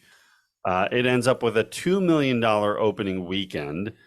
It debuted number 3 against Amityville 3D and A Night in Heaven. It ended up between The Big Chill, which was in, I forget how many weeks that had been out, but it had been out a few weeks. That was number 2. And then Never Say Never Again, the not a Bond movie. Sort of Bond movie. Yeah, sort of Bond. One of my favorite number not 4. Bond movies. And it was actually pretty steady at the box office. It ended up with a $20.2 million domestic run, so big hit. And it stayed, I think, 15, 16 weeks at the box office. It ended up number 36 of 1983, right between The Dead Zone and Breathless. Nice. Oh my. Yeah. So yeah, it ended up doing okay for a $3 million budget, making 20. That's pretty good theatrical run. But obviously, the legacy was going to be its home video and running on TV for sure.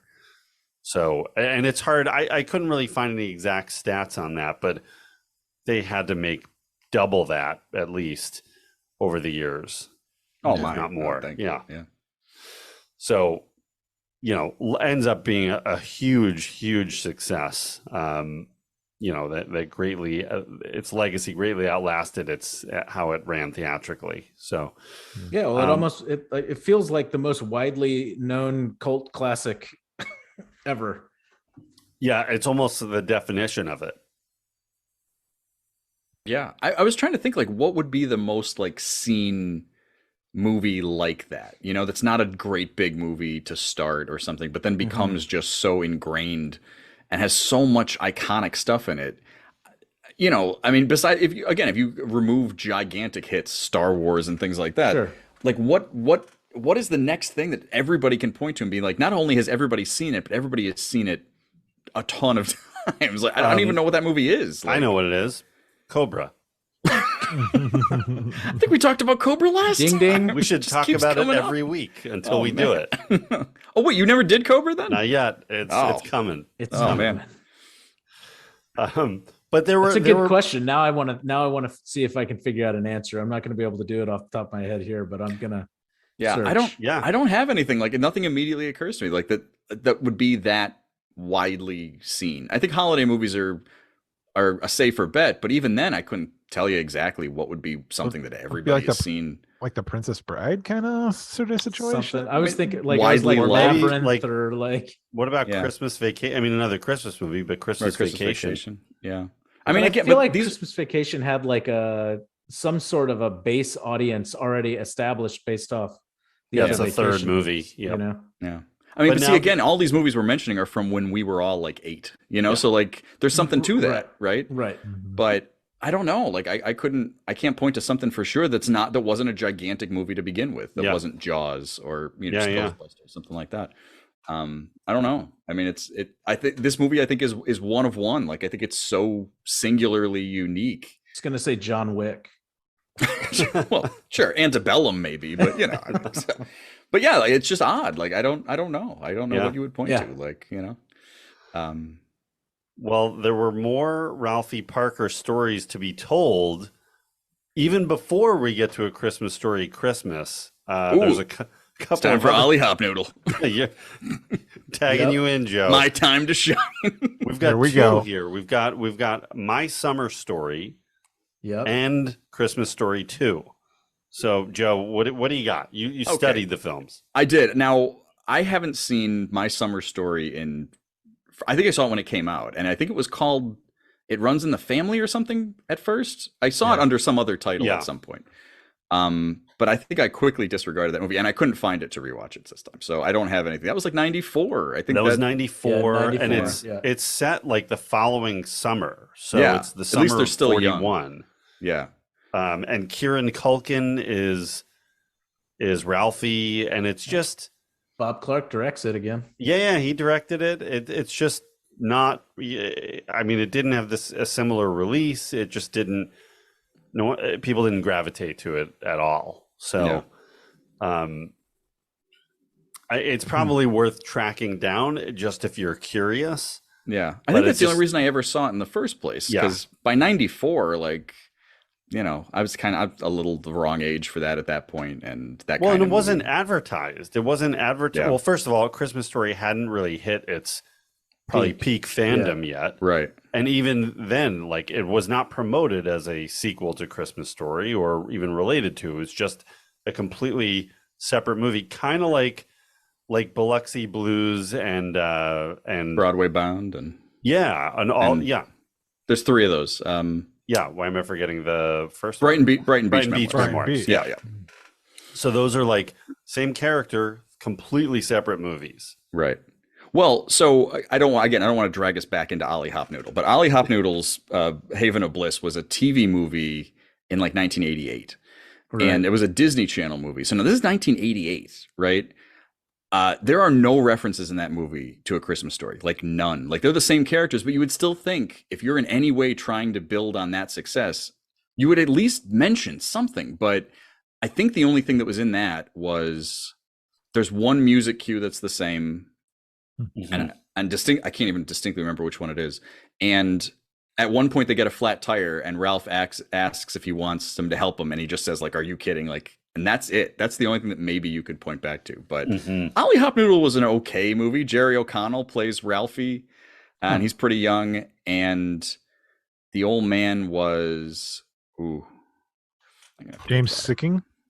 Yeah, it was James Sicking from Hill Street Blues. Yeah. And he was good. He's pretty good. And the whole thing, again, it means well, but it was like an hour and a half, and it felt like it was stretched out. Like it was clearly like 45 minutes of plot that they stretched over an hour and a half. But it's okay, like for a cheap Disney movie. But that's what I thought was interesting about it, is if they had made it a little later, they could have maybe capitalized on Christmas Story a little bit. Yeah.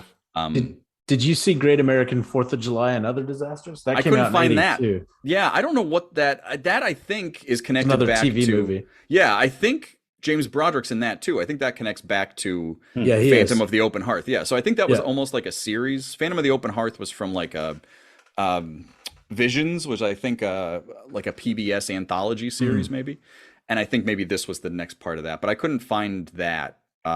Matt Dillon played Ralphie in that one. Nice. See, they got some Ralphie's heavy been hitters. played by a million people. There's a lot more of it than you'd expect. Yeah, I really had no idea. I always just knew it was the Christmas Story, and then I knew about Christmas Story 2. Yeah. To me, that was it. I had no idea there were all these other things out there. But for real curiosity's sake, like Ollie Hopner was kind of a tough watch. Like it's light, but it's not. It's kind of boring. But Phantom of the Open Hearth is, for curiosity's sake, is a really interesting watch. Like it's not super long; it's like 80 minutes long, and it does have this very gritty. It doesn't feel like a period movie. It's got to be set in the 50s, and it doesn't feel like it. But it's very genuine. Like there's something really to that I think is pretty interesting and effective. You can find it on YouTube. It's not hard to find. Well, A Christmas Story Christmas feels like the only real true. Well, no, not necessarily.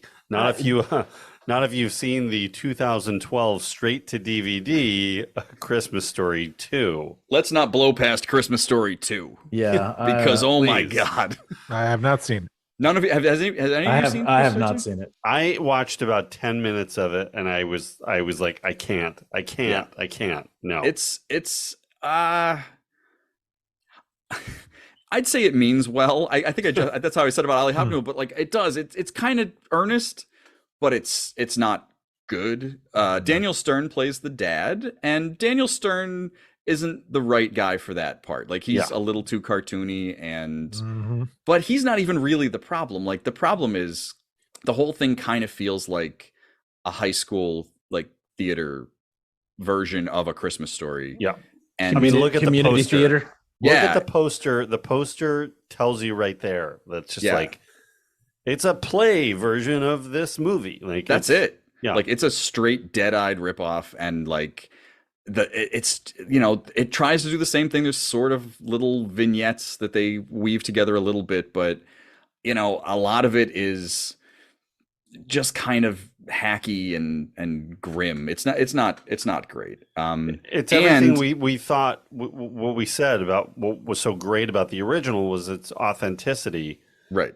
This is the opposite. Right. Yeah. Like it's all this there's constant callbacks. Weirdly, the leg lamp reappears, which feels sacrilegious when it happens. Like it feels so outrageous that you're just like, in a movie you've already kind of, stopped yourself from turning off a couple times. That is violently like, antagonistic to your senses. It's a terrible moment. So, yeah.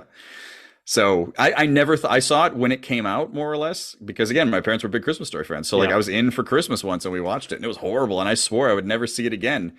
And then this week I popped it on. Oh man. Yeah. Until you met us. Ooh, yeah. I got I got the call. I was like, dude, you gotta bone up on your Christmas Story. And I was like, okay, I'm all in.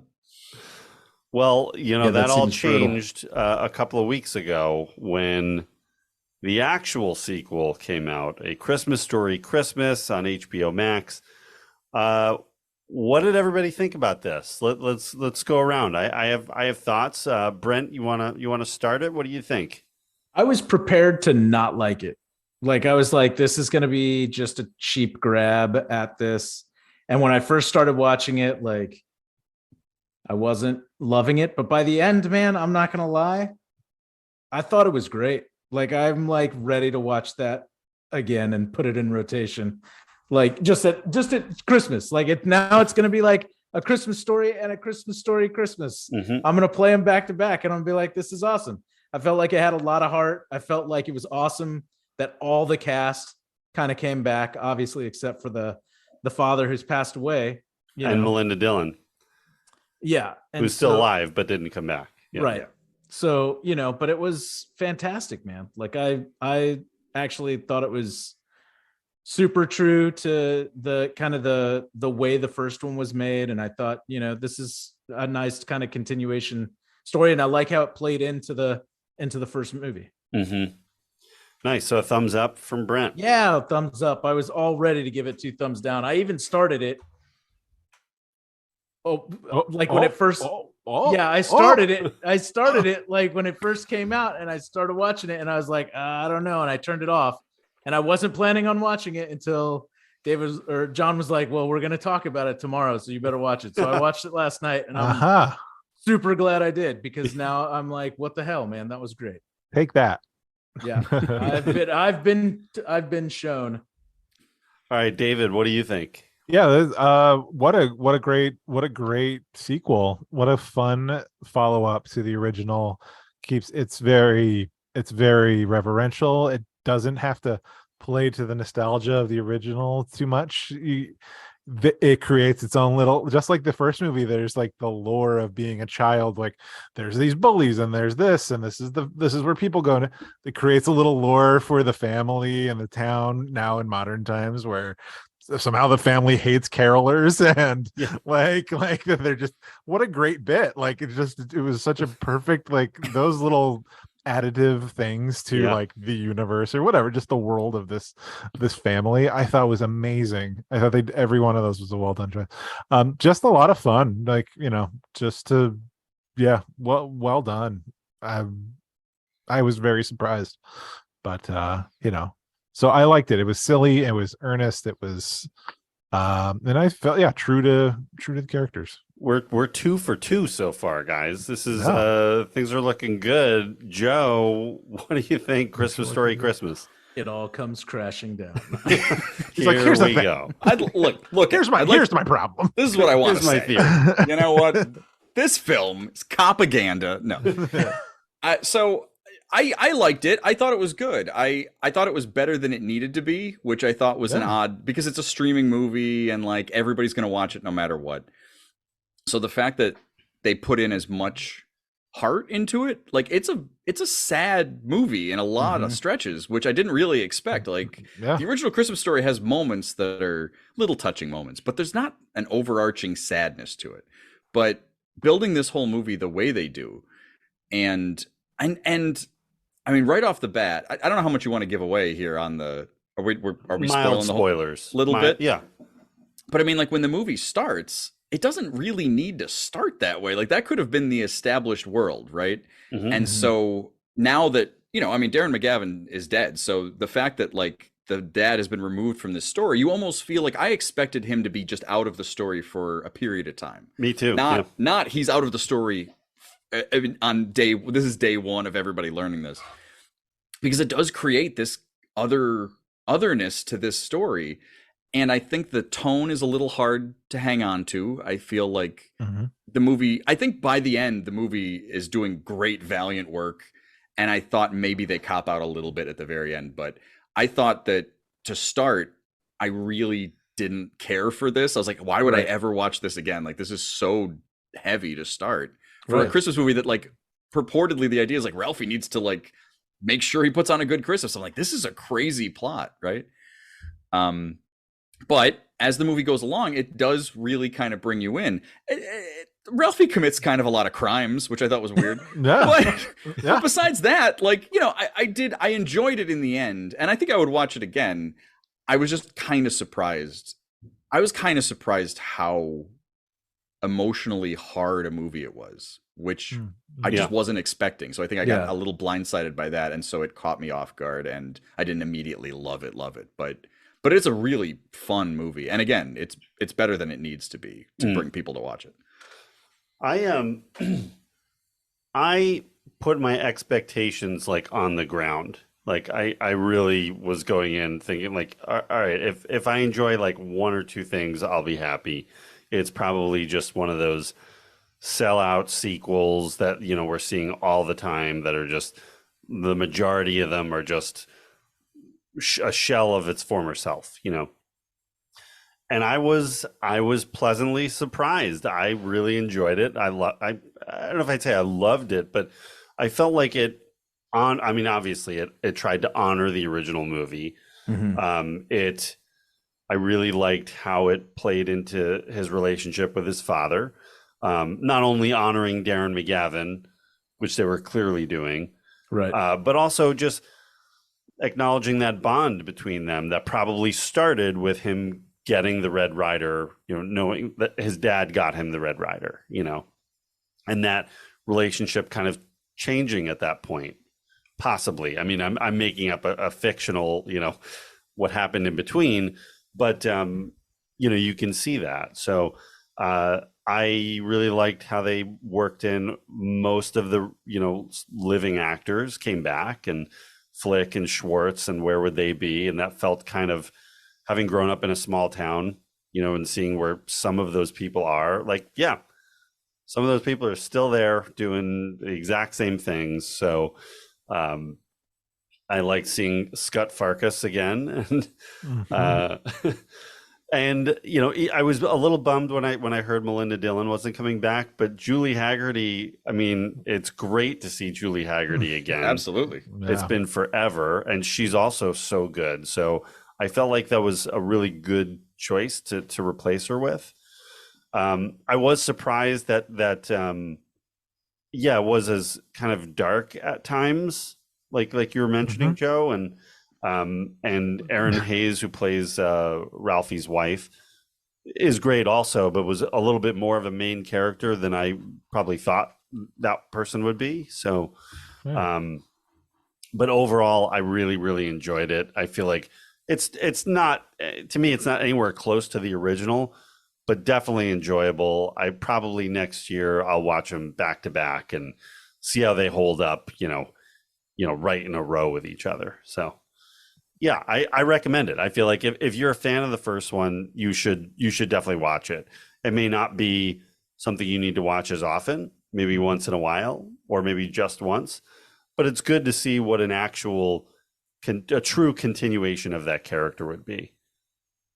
Yeah, it's really it's a nice little like love letter to it's the original. Yeah, but yeah, the dark undertones, like the entire, like you have to imagine through the entirety of this film, the old man is on a slab while Christmas is getting planned. Like, I'm assuming the funeral is going to be some point after Christmas. Like, but but like that's fuck. And then like Ralphie went to Korea. Like he did. Yeah. Like he mentioned Korea. It's like, oh shit. So Ralphie saw some shit. Like he has some trauma. Like as a veteran.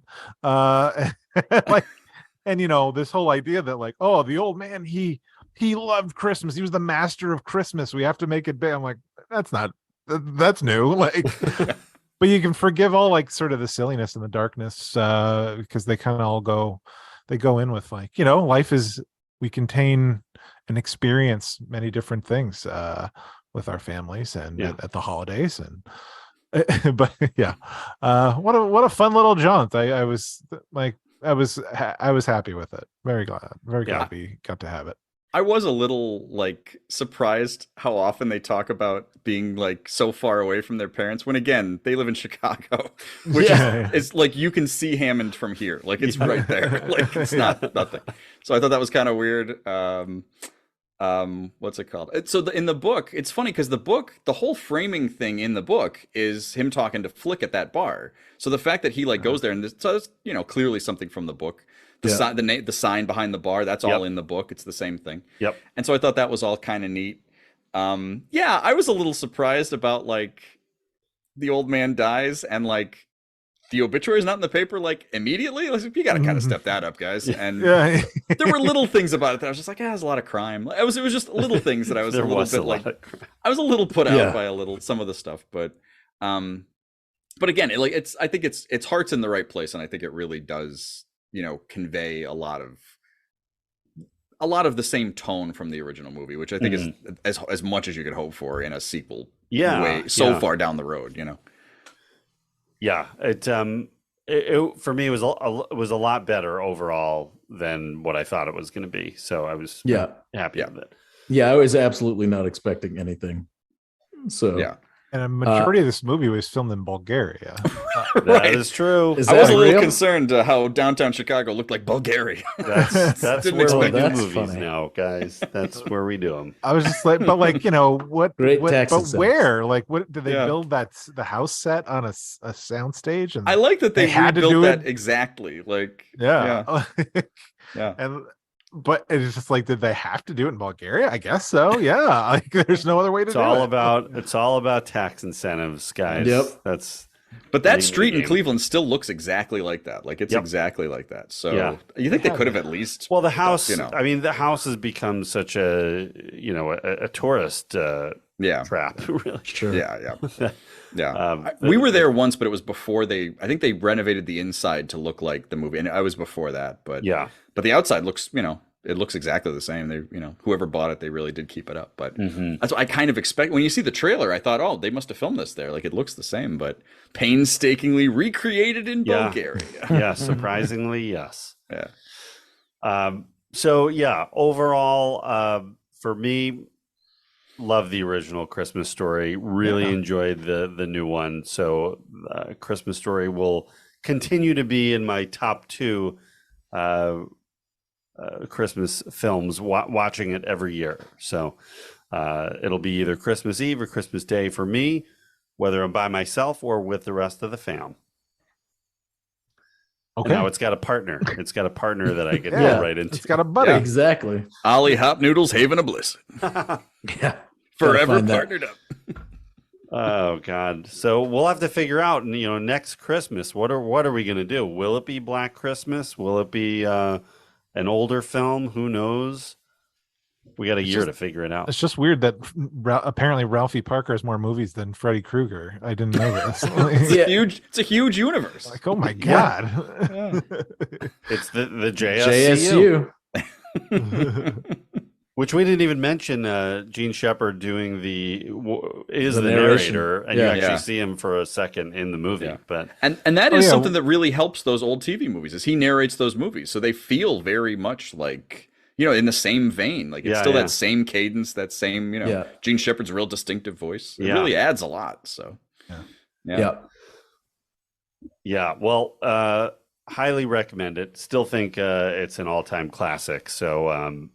Yeah, I'm glad we got to cover it. And Joe, I'm glad we got to bring you on board for it. It's always great having you back here. Yeah. Oh man, I love coming on. It's it gives me like 5 days to like stop everything else I'm doing and prepare. Yeah. Like reading the Batman novelization. Like I'm doing it. I'm going in. So we're ending, 2022 on such a high note because you're here. Well, I'm glad I could add any value that I can. We've had a kind of a crazy year. We took a little bit of a pause earlier this year, and right after we did our Batman episode, we did The Thing. We took a bit of a slowdown, and then we picked it right back up with Top Gun, and we've had a great summer. We've had a busy October and Noirvember, and now our holiday season, and we've got an exciting 2023 coming. We're kind of going with a lot of movies that are a little off the beaten path, maybe getting back to movies that people haven't seen in a while, aren't talking about that much. So we're trying to, we'll get a couple of big movies in there, but we're trying to go more that route. So Joe, we're gonna have to figure out which ones you want to come back for. I mean, anytime you want to start Police Academy, you just let me know. I know. I'm always ready. I'm just sitting by the phone. I'm always prepared. I have what we're talking Gutenberg? What do you want to talk about? I know. We did 3 Men and a Baby, and we all came to the realization that we need more Guten classics. Yeah, we definitely do. If you remember the Jamie Gertz Gutenberg film, Don't Tell Her It's Me, I will do that. I could do that right now. Yeah. Wasn't there another title? Wasn't it also called My Boyfriend's Back? I think it's also, I think now it's called My Boyfriend's Back. But whenever I saw it as a kid, it was them two and like Shelley Long. Yep. Yes. I saw that movie so many times. Here's what it was such a popular Gutenberg film, they had to change the name. Yeah. Try to get people to buy it again. To keep it on the racks. Right. Yeah. He played Lobo Moronga. I was a huge fan. Of course. Oh, wow. Yeah. Oh my God. That's well, yeah. awesome. So we'll get you back here at some point. But in the meantime, if they want to listen to your soothing tones, where can they find It Happened One Year? Yeah, It Happened One Year is available basically anywhere you're listening to podcasts. And yeah, I mean, I keep pushing this one thing, but we got this one great big episode coming up that might end up be a couple episodes, and it's based on the real life UFO sighting in Shag Harbor, Nova Scotia, on October 4th, 1967. So yeah, I cool. Keep an eye out for that. We're gonna have a trailer for that soon, and we're gonna give it the big push, as much of a push as It Happened One Year can manage anyway. Well, we'll plug it here too, so you tell us when it's coming, and we'll I'll send it along. spread the word.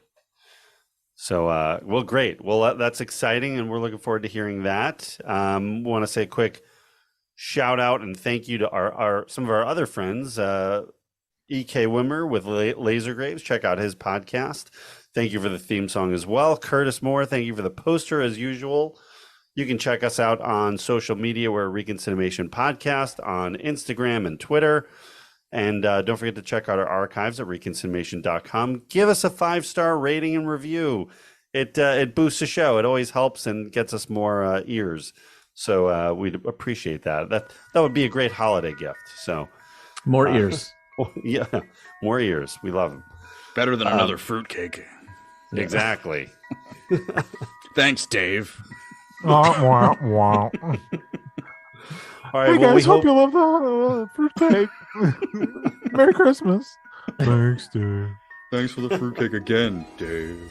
Oh boy. Well, sorry. We hope everybody out there has a great holiday season, and we'll see you soon, right after the new year. So, happy holidays from ReconCinemation, and we'll see you next time.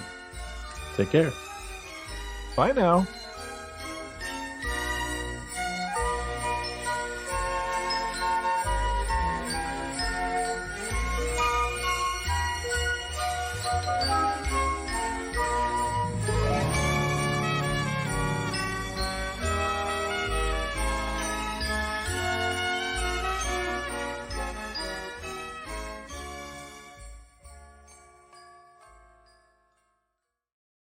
Merry Christmas.